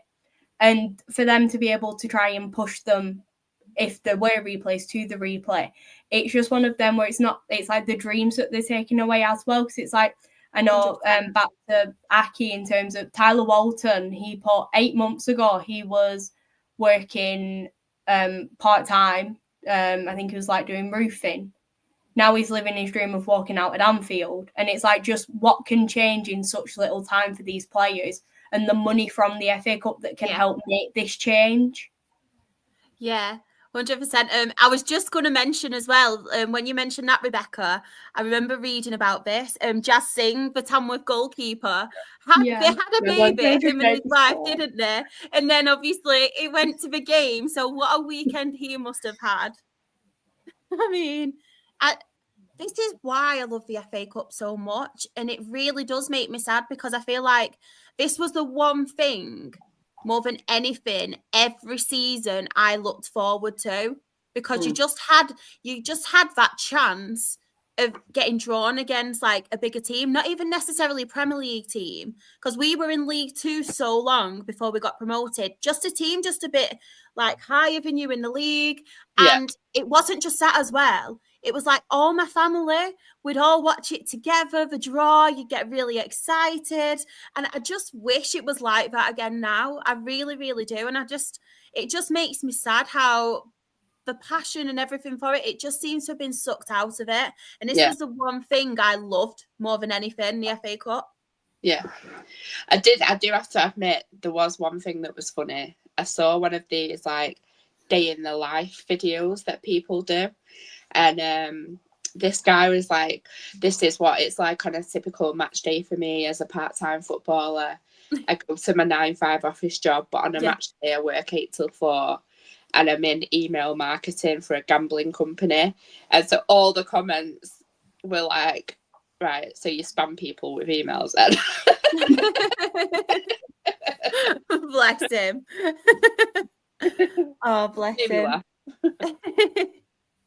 We do have some other football to talk about. We've not got many games now. But National League, I just want to point out as well, Wednesday's game between Boston and Southend is in yellow. It did get abandoned due to bad weather, I think it was. So yeah, that's why. So anyone in the chat who was like, why is that? Why is it yellow and stuff? I thought I'd point it out first. But there's a lot of draws, isn't there, from the National League weekend and during the week. Not many real like standouts, but Ben, any for you? Not really. I'm just more surprised that FC have gone 2 games now without defeat. So I mean, look, for them, like that's probably particularly the Saturday game against Boston. That's 2 points dropped for them, because if they are to pull off the miracle, they needed to win that game for me. To be fair, their second goal, I think George Moncur they've just signed. Yeah, it was. Goal, but they'll see that as 2 points drop. But to be fair to them, they got a good result on Tuesday against Yeovil. Played 10 men, I think, for the last half an hour. Cracking goal from Yeovil as well. Actually, I think Ann put in our group chat earlier. Actually, so but it's quite a lot of draws. Even the top of the table clash between Forest Green and Barnet. Ball 0-0. Really, we don't talk about 0-0s here. It's not really. It's not even too much. I mean, obviously the big shock. Well, I wouldn't say massive shock, because Halifax have been doing quite well, but obviously their result against them, to go there Tuesday night and win there. Gates have had a couple of difficult results recently. So Mr. Luke, I'm sure, will be able to tell us how bad it was. I never beat him like those. He does. I will read it out now. Bless him. I tell you what, though, fair play to Luke. Like, no matter win, lose or draw, he turns up every single week, doesn't he? Even when he was on holiday, could have had the time of his life, he still tunes in. So hats off to Luke. But I am sorry, I do have to read it out. So Halifax at home, really not a good night against our bogey side. Just wasn't good enough from us at all. It's becoming a tricky period in our season where players are leaving and joining, so that plays up. Yeah, Gateshead do have a really difficult time, I think, because they play such good football, and because they do have a lot of good players. I know it's like that for everyone, but I feel like Gateshead, it happens to them, and it's always like a big chunk of players that end up getting snapped up by an EFL club, and it's always the players that are performing well. So I do actually really feel sorry for him, because if it's not the players, it's the manager. Yeah. I mean, we took one of their best players and he's now with us. So I do feel for him, but I promise he's doing well. He's doing really well. Honestly, I feel like this is our second year of doing this podcast, the lower league one, and I feel like I'm on a journey and we're all on a journey with Luke, bless him. And I'd love to know how many departures he's actually had. I can't say anything because we've took Conor McBride as well. He's one of my favourite players for Dale, so we're part of that. Yeah, I feel like we're all just part of Luke's profession at this point. We're taking things from him. He has put Regan Booty has handed in his transfer request, and our fan base are going against him now since he did that, because it's the way he did it hasn't sat right in our fan base. Don't blame them. Yeah, not my Regan Booty. No. How bad he is. I know when I saw this news, I was like, oh my gosh, this signing would be a perfect fit for the way we play in a typical Jim McNulty signing. But then I thought, but he's not going to come to us. He's going to go to a higher league. He's not. Come to us if he wants. I'll take another one. I'll take two. Honestly, that would be like a typical, and I know he's definitely not coming to us, by the way, but that would be like a typical Jim McNulty signing, and he would honestly fit our system perfectly, especially now Aaron Henry's gone back to Charlton with his injury. But it's not going to happen. He's definitely going. I think he's been like with Crawley, is it? Regan Booty, so we will see. Yeah. Bloody Crawley, though. 2 leagues above, though, aren't they? So... Well, I'm probably getting money. One league above next season, aren't yeah. It's put as well. All of our players that have either left our club, most of them have gone for fees. At least they've gone for fees, though. Yeah. No, obviously, it's a bit bittersweet, isn't it? Because you don't want these players to leave because you feel like you're building something special. But at least, obviously, you are getting money for them. That's the positive. That's the only positive. Sean has put, why can't they leave Regan's Booty alone? Oh, I didn't want to read that out loud. Bloody hell. That wasn't me, by the way. I've left it alone. I just had to read the comment. No spoilers here. I know. One result I did want to obviously speak about as well is obviously, you can see it is standing out there. Altrincham 4, Maidenhead 0. Alex Newby getting a hat trick as well. Someone that we all know as Rochdale fans, he was in our team. He did go to Colchester, didn't really get the ball rolling at Colchester. I don't know if he was homesick as well. He's come back, obviously, up north, signed for Altrincham. And what a season he's having, not just scoring, but assists as well. But he really seems to hit form at the minute. So, yeah, just wanted to give Alex Newby a shout out, and then obviously Regan Linney scored a penalty.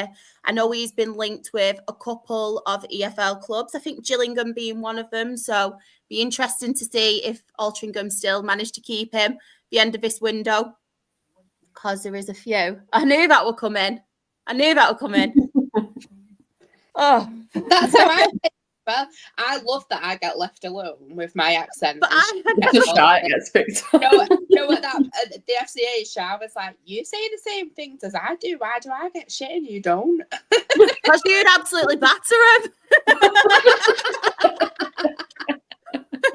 But you know what? I'm timid. Oh, Rebecca's gone again, bless her. Again. No. Oh, bless her. On this Wi-Fi. Oh, Luke has put as well. We've got Yeovil away tomorrow. Honestly, I wish I was going, but I'm at college that day. Fair play to any of our fans going down there. Honestly deserve all the credit in the world. I love that so much. Why go on Friday? I know. That's horrible. I was just going to say, I hate that they're doing that on a I'm week. assuming that's with the zone, is it? I don't know. Where else? Why would put it on a Friday night? That is horrible. Yeah. Probably on TV. I suppose the only other good thing is you could have a long weekend there or something. Yeah. But it's not very good on a Friday, is it? Like, yeah. It's a bit That's one of the brutal. longest trips in that league as well. Yeah, 100%. Wow. Do not think about them fans, do they? No. I know. Just on, yeah, it is on it. No. Just on the table. So top of the table, Forest Green Rovers are top on 52 points. York City is second on 51 points. Barnet are third on 51 points. Gateshead are fourth on 47 points. Oldham Athletic are fifth on 44 points. Solihull Moors are sixth on 41 points. I don't know how, because we haven't played. I really don't know how. But we are still seventh. We are still seventh on 39 points. Look at us. We've only played 22 games. Not even halfway through the season yet. That's a lot of rearranged fixtures there. Mental. And then in the relegation, I can't even cope with our goal difference. We're not in the negative. I look at it and think, wow. In the relegation zone, in 21st, we have Maidenhead United on 23 points. AFC Fylde are 22nd on 22 points. Boston United are 23rd on 16 points. And Ebbsfleet United are still bottom of National League on 11 points. One thing I did want to point out, though, I shouldn't really talk about them because they are our rivals, but I just want to give credit to Oldham because what business they are doing at the minute in a transfer window. Obviously, they did lose Josh Stones, who they had on loan from Wigan. He has gone to York, signed on a permanent deal now. But they have actually signed Billy Waters today from Wrexham, who I think is a very good signing for them. Yeah. Not just that as well. They've signed Corey Evans as well. So they're signing some really good players, Oldham. And I know I shouldn't say this. I don't want to say this, but I genuinely think that they could contend for the top spot. And I know they're a few points off at the minute, but I just think they have got games in hand. And I think the signings they have made, if they do gel, they could really, really be a great side. Don't want to say it. I'm saying it through gritted teeth. But I have to. Mickey Miller knows how to get out of that division, doesn't he? So, 100%. Ebbsfleet's goal difference. I mean, congratulations to them. They've reached double-figure points now. Well done. Minus 43 goals. That is bad. They've conceded 60 goals already. They've only scored 19. And poor fans. And you only scored 2 against them, Charles. What are you doing? Oh, I don't. Do you remember when I was like, it was too early on? Remember in the group chat, I was like, oh, yeah, we're 2-0 up. We're doing all right here. We're absolutely battering them. Oh, no, second half. Different story. We won't talk about that, though. I don't think we've ever beat Ebbsfleet. Ever. National League North, we will get to. Ben, any standouts on here for you or any you want to talk about? The big one that stood out to me already is Russia Olympic being Scunthorpe. But Russia Olympic, I don't know what's going on down there. They've just suddenly revitalised themselves, from being miles off the league now to pitch being in a good chance of staying up. Let's have a look. I think. Look at that. Yeah, let's say they're only 3 points off. I think all in the same points. Yeah, poor Needham Market though. There's a my God. Ant's going to be fuming.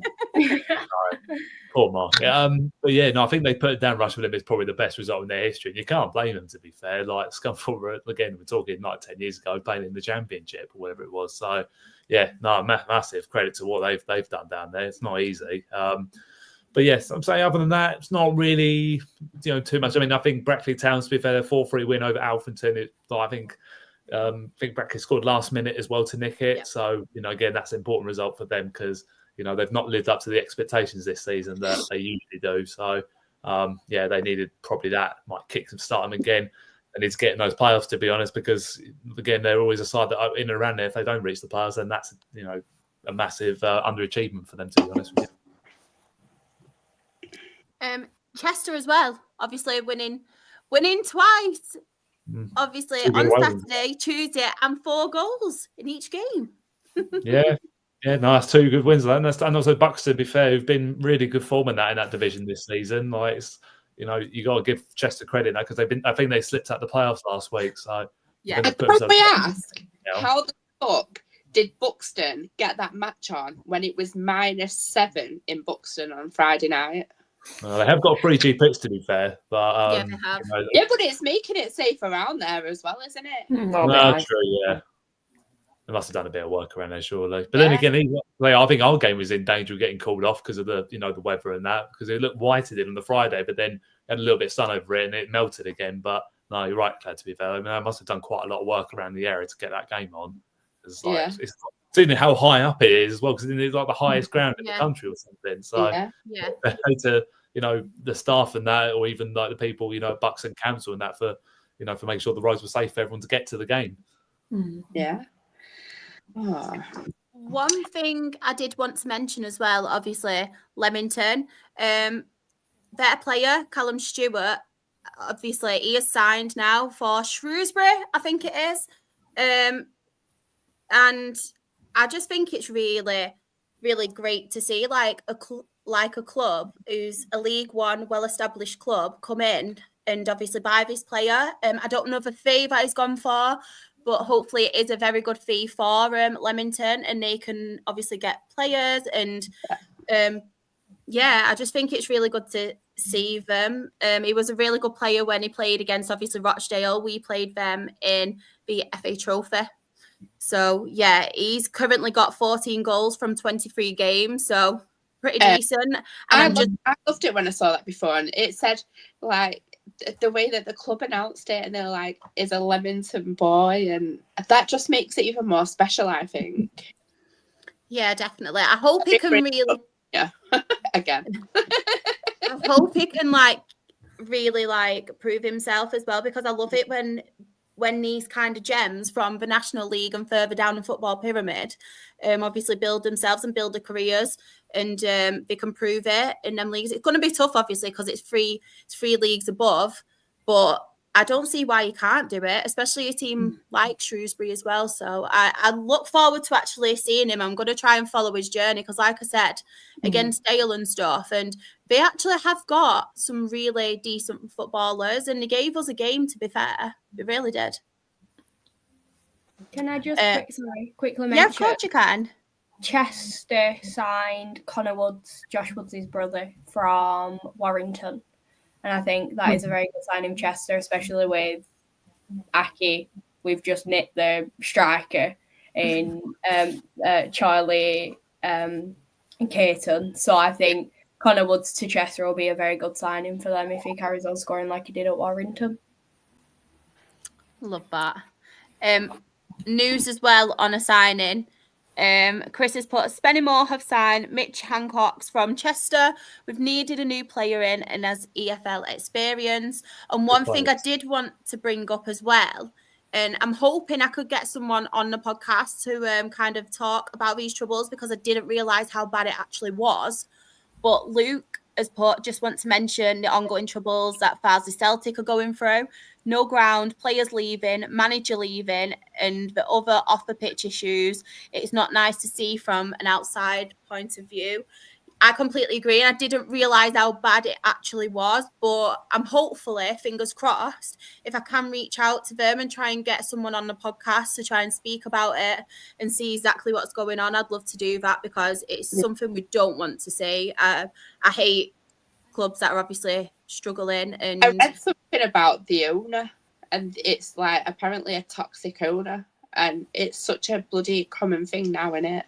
Yeah, it's bad. I only became aware of the situation after watching Ellis Platten's video, the other day, and that's what you said on obviously, like you show, I didn't have a clue that how bad it was, because even just from the first few shots they took, when they walked in the ground and there's no pitch, it's just almost like a deserted area. It's like an abandoned ground, and then they're playing matches 2 hours away. They're playing at Buxton. I mean, I've seen teams ground share at other grounds before, but never 2 hours away. I mean, I know Truro did it a few times last year, but it's a completely different scenario. And do you know what? Fair play to their supporters, because they've stuck to their guns and they're boycotting matches. And I think They announced the crowd is 110 in that game against Russia Olympic. There was nowhere near 110 there. Ellis was there, Alfie was there.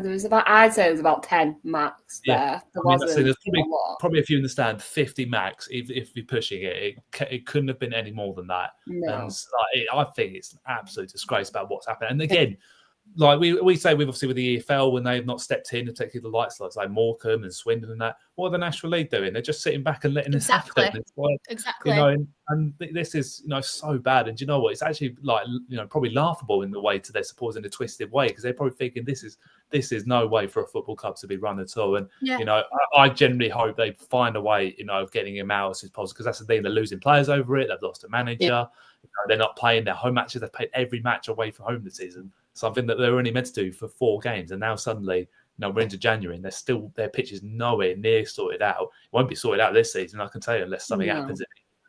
So I would like to say, hopefully we can get someone on from Father's Day, because it would be interesting to hear some of the stories and that. Because some of what I've heard, from Ellis himself, I'm just thinking to myself, oh my God, like just. I know. I think he's doing a round 2 at Farsley and doing a part 2 and trying to get the players and managers on his channel to speak about it, because he has that following. And he's able to get it out there. And it was one of them videos where I just sat there and I was like, I did not think it was this bad. Like, I generally sat there, and usually it's all fun and laughter at his videos, but that one was like, okay, this is bad. Something needs to be like now. But it's the same everywhere. Like, us, people obviously see us. They see us constantly going on about Jason. This club has been up for sale for 2 years, and we've not had one credible owner yet. Not one. Then you've got Swindon, and now you've got Farsley. It's like a never-ending cycle. Like, when is someone actually going to step in and sort it out for the clubs before they generally do lose their club? Yeah. The really sad thing about it as well, though, is like there's so many clubs going through things like this, and a lot of people are not aware of it.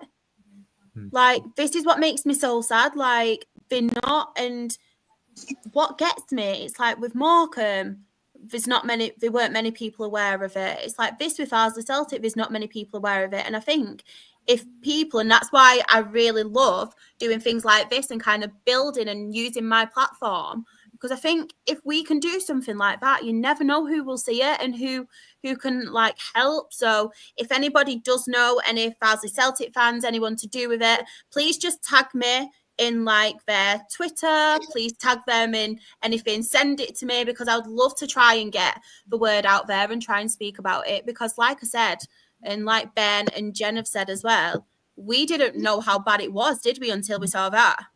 Yeah. Like, it's awful. It's such a shame. Such a shame. So, National League North table. Kidderminster are top of the table on 46 points. Curzon Ashton are second on 45 points.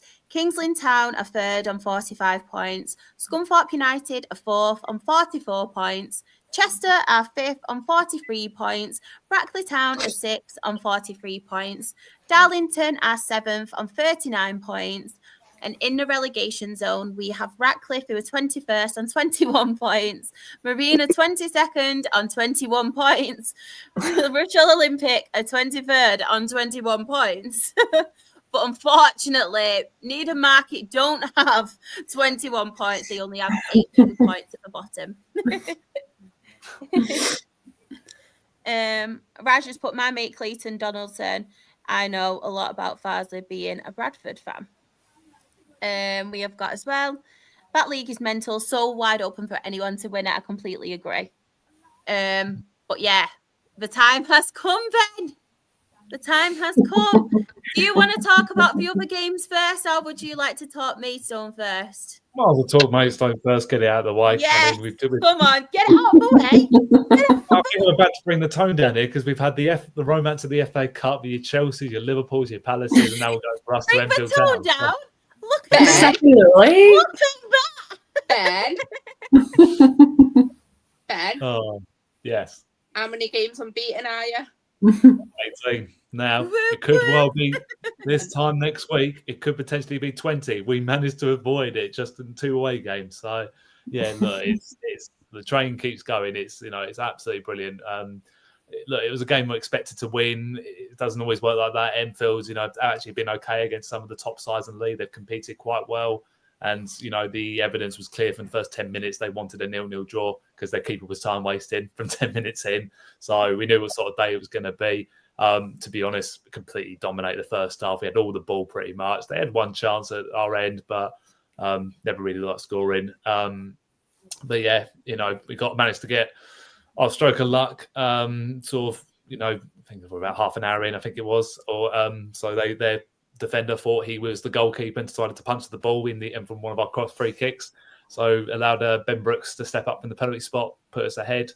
And then you're thinking, look, okay, right, now it's just a case of we need to kill the game off early because we knew Enfield would probably come out of a go second half, which evident they did. For about 10, 15 minutes, they really had a go. They did put us under some pressure, to be fair. I think they should be proud of, the way they approached the second half. But the difference is their defence is all over the place and they were absolutely shambolic towards the end. I don't know if we would call it a stroke of luck or not. I'm not sure. But it was like just, gods were on our side a little bit. I'm not sure about the situation. But Wanjo Smith, unfortunately, dislocated his shoulder, went down. Yeah, well, the thing is, though, to be fair, they managed to put it back in place. So he said he wanted to carry on, actually, but obviously we didn't want to take that chance. So we brought on Jack Coolhurst, who's had very limited game time, in recent weeks. I felt sorry for him a little bit because he's sort of been put down the pecking order a little bit. But what does he do when he comes on? Scores a hat-trick in 13 minutes. So that just shows it is a squad game at the moment, and where we've lost key forwards recently to other clubs and being recalled, we are still needing some depth.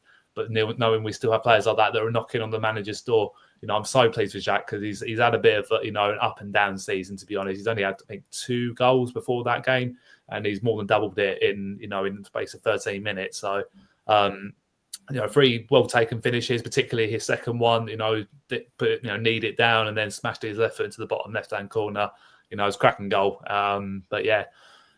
We're in a good place at the moment where, everyone almost expects a little bit that we come and win every single game at the moment, which obviously we know full well that the unbeaten run is going to come to an end at some point. It may well even come to an end on Saturday at Cheshire, which is going to be a tough one for us. No. The thing is, it will at some point, but it's how you respond to it, isn't it? Exactly. Yeah.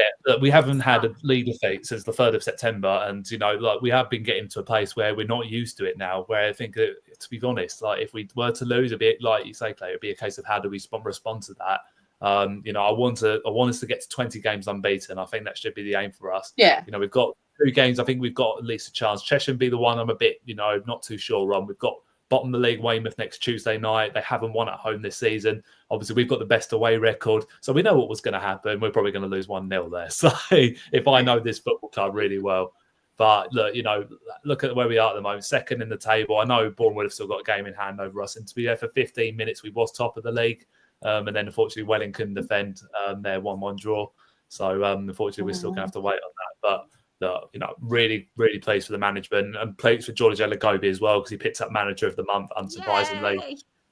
So his first ever one actually since he's been Yeah, even last year he never picked up one. So I'm really pleased to get Craig Fagan, our assistant manager, deserves just as much credit because he really drives the standards he does with the coaching side of things, even on match days. So yeah, both of them deserve huge credit. But then again, it wouldn't be for them; it would be for the players as well. And I love that media post where it said this is a team effort for everybody. It's not just a job. But exactly. That's so classy. Yeah, it is. That's the thing. It is. We do try and do it all as one. George's not one to try and take the claim. Of take all the applause. He wants to give it to the players, and they do deserve the credit. Look, was it 7-game winning streak now? We've kept 6 clean sheets in that time as well. We're a hard side to break down. That's the thing. As much as obviously the clean sheets are brilliant, teams haven't really been creating too many clear-cut chances against us at the moment, and we will go for a patch. We will start conceding again. I'm sure we will, but. Look, we're 5 points better off at this stage of the season than we was last year, and look at the amazing season we had. So, yeah, we're in a good place. So it's just a case of now, look, can we maintain it? Just take it game by game. And, hopefully we just keep ticking off the wins because it'd just be nice just to stay at the top end because if it got like the National North, there's about 6-7 clubs that can nick it. It's a very open division and we are getting to the point now where it is starting to settle down a little bit. So, I just want us to stay in the mix at least for the next couple of months. See where it takes us. Everyone again. Let's have a look again. Whoop, whoop. Let's have a look again. Whoop, whoop. Stones. Whoop, whoop. Everyone needs to be careful that they don't fall in the trap of Maidstone FYP on TikTok, because all I get is all our people from that song. Like, All our people, yeah, we know what it's like. To be fair, all sorts. I get about 4 of them coming up, and it's being the full-time professional footballer. If they end up losing, they won't see any posts for a while. If they end up losing, this is the problem. That's why you're getting so many regular ones. They don't post when we lose. I mean, look at this slide. Look at Emil. No. Emil Hempstead, lads. Pull that one out of the bag, honestly. I don't think anyone expected that. They needed that. They did. Like, I think they've only had a couple wins. I think they've lost 9 of the last 10 or something like that. So it's a bit of a shock one, to be honest, because Slough. To be fair, Slough slipped a little bit in recent weeks. I mean, Scott Davis is trying to keep everyone grounded there. I think at the moment, I think he put a tweet out saying, "Look, we're about 11, 12 points off." But Slough are a side that expects to be mid-table down there. Some of the thing is, they are capable of getting in the playoffs. So I wouldn't write them off just yet. But that is a dampening result for them, because losing to Hemel and the form they've been in, that's not going to go down well for a lot of their supporters. But yeah, big win for Hemel. That was a good comeback for Dorking as well, wasn't it? Yeah, I'll tell you what though, the third goal, I think it was I can't remember who scored. Reece Murphy, I think it was, cracking goal for the third one. He sort of hit in sort of a half volley, sweet as you like.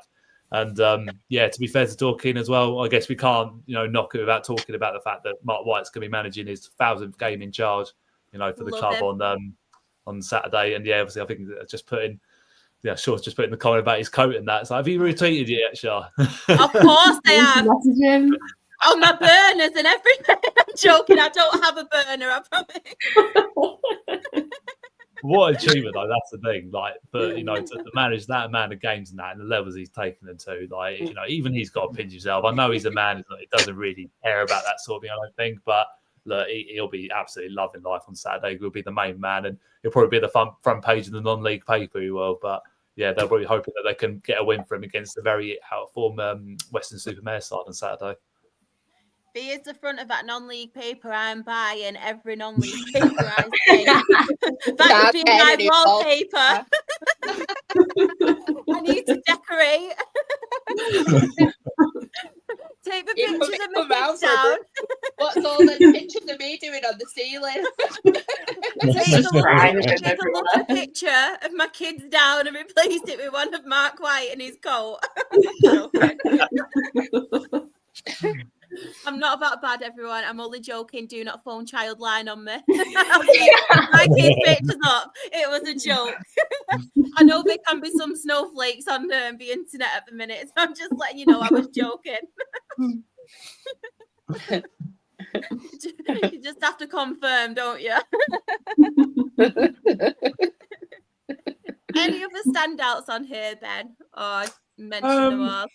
No, not really. I mean, because I would have said any other time, Eastbourne's win at Tunbridge is a good one, because Tunbridge have not been bad at home this year, but Tunbridge basically played the vast majority of that game with 10 men. They had a man sent off after about 5 minutes. I'm pretty sure I heard that the guy that got sent off, Garrett Kelly, it was his 3rd red card of the season, so that means he's got a 5-game ban now, apparently. So that'd be a big miss to them, that will. And then, I think they went down to 9 men as well in the second half, so the game was sort of done for them, really. But yeah, Eastbourne, I know we've got a couple of games in hand over them, but they're certainly keeping the pressure on at the top. I think they've moved up to 3rd now, so they will bring it up. Yeah, look, I say it's so close at the moment. Once some of those teams have got their games in hand out of the way, and we've still got to play pretty much all of them all around us as well. So that's the thing. That's when you'll start to know a little bit more. I mean, we've got Torquay at the beginning of next month, so that'll be a big one at home. But that's a good thing. In fact, I think there's the only teams that we've still got to play: Torquay, Bournemouth, Dorking, Worthing. They've still all got to come to our place, and we're starting to pick up the home form now as well, which we've been struggling with this season. But yeah, we're certainly finding our feet again at the Gallagher. We're trying to make it a fortress again. So hopefully, just make sure we stay at the end. But the good thing that Saturday result did for us, our goal difference as well. That keeps our goal difference up. We need to keep away from Torquay on that, because that's one of our advantages over them. So yeah, it's still a really exciting league to be part of. So yeah, got to enjoy it while it lasts, haven't you? That's the thing. Look, we could fall off our perch a little bit, but for all the while that we're still on this unbeaten run and we're in this winning streak, we've got to enjoy it. So yeah, delighted. Let's read out the table then. So not for long, but top of the National League South table, we have Torquay United on 50 points. Who are second, Ben? Mighty Stones. And how many points do the Mighty Stones have? For now, 48. It's going to be 50 coming on Saturday. You watch. Exactly. We'll be safe from relegation. Third, we do have Eastbourne Borough on 48 points. Boreham Wood are fourth on 46 points. Dorking Wanderers and Mark White's Coat are fifth on 46 points. Truro City are sixth on 46 points. And Worthing are seventh on 43 points. And then in the relegation zone, we have St Albans City on 18 points. Who are 21st, sorry. 22nd, we have Enfield Town, who, yeah, I don't know what I'm talking about now. 22nd, we have Enfield Town. I know, my head's gone. On 18 points. Averley are 23rd on 17 points. And Weymouth are bottom of the National League South on 15 points. And very, very quickly, we did have some games in a championship. Cardiff City won, Watford won, Plymouth Argyle won, Oxford United won, and then we had Blackburn Rovers who did beat Portsmouth 3-0. Great result for them. So the top of the championship, we have Leeds United on 53 points. Burnley are second on 52 points. Sheffield United are third on 52 points. Sunderland are fourth on 50 points. Blackburn Rovers are fifth on 42 points. Middlesbrough are sixth on 41 points. And then in the relegation zone, this made me laugh.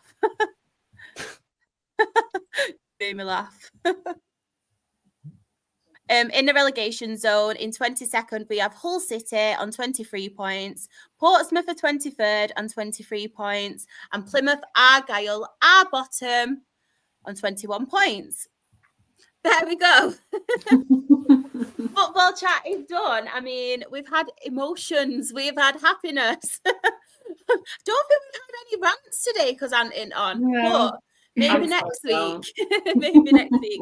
We have had dodgy internet connections. Yeah. We've had it all, haven't we? It makes a change it not being me, Rebecca. Don't worry. But of course, I couldn't have done it without you lovely lot. Jen, where can everybody find you apart from crying in a corner with me? like we did before. Coming around to your house, I'm just going to sit in the corner and just just do that. If anyone wants to find me, it's @JenHunt_ on Twitter, Instagram, TikTok, all that good stuff. I promise I won't be crying on there, hopefully. Depends what happens on Saturday. But yeah, you can find me there. And then also there is the F1 podcast that I do with Rebecca. We should be recording in a couple of weeks, hopefully ready for the new season. So you can find us over there at Girls in the Grandstand as well. I love that. Rebecca, massive good luck. Not that you'll need it for Saturday and a dedicated fixture. I wanted to mention it before, but everything that you do for not just football, for hockey, your Formula One podcast, what you're doing at the minute, just everything. You're so busy. You still find time to come on and speak to us. And I just want to say how proud we are of you. Not that you need any luck, but yeah. Excited for you for Saturday, but where can everybody find you? Thank you. That means a lot, honestly, to have all you lot behind me supporting me. It's amazing. So I can't thank you all enough. But you can find me here, _Rebecca_Shaw_, and that is on Twitter and TikTok. You can find my Her Game 2 content at Her Game 2 ASFC. And as mentioned a few times, it is our big Her Game 2 dedicated fixture this weekend. We've had a lot of content being posted this week with the support of our wonderful players, and we have some very, very, very exciting things planned for Saturday. The players may hate us for them, but we're getting them involved with it anyway. I love it. And I cannot wait to show you all some pictures, and yeah, hopefully everything goes well. So, yeah. Good luck, mate. Thank you. I'll smash it. So proud. And also, I've already mentioned it, but we are honestly so proud of everything you do. Absolutely smashing it.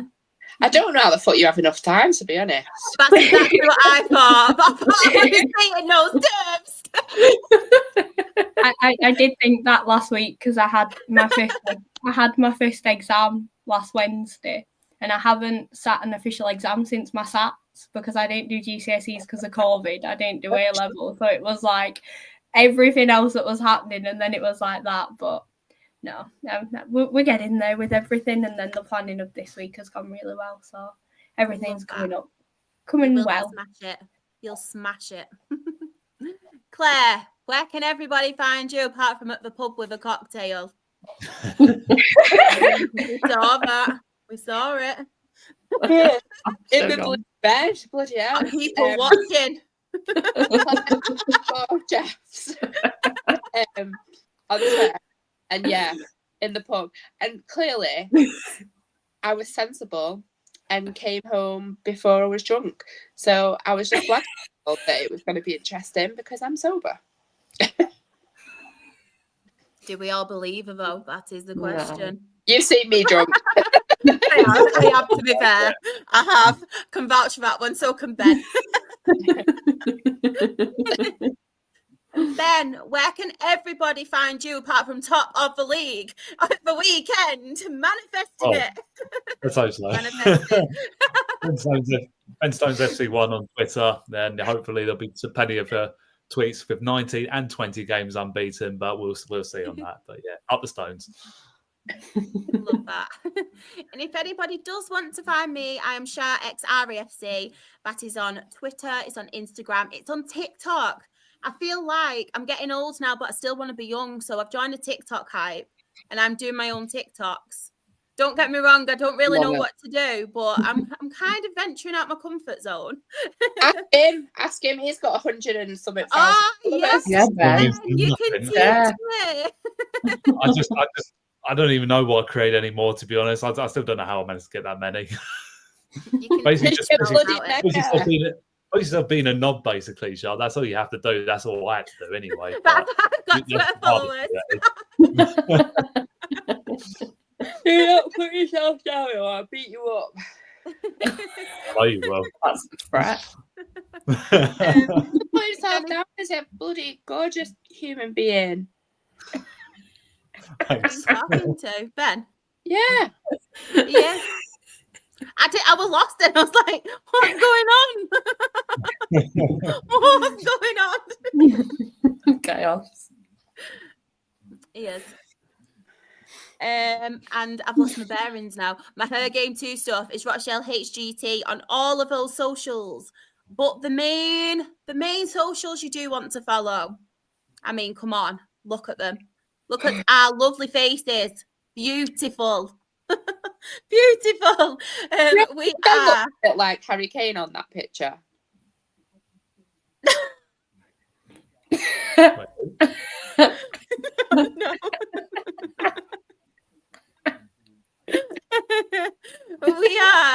We are the Absolute Football Podcast, and we are Best New Content Creator at the Football Content Awards. We didn't dream it. It actually happened. It actually did happen.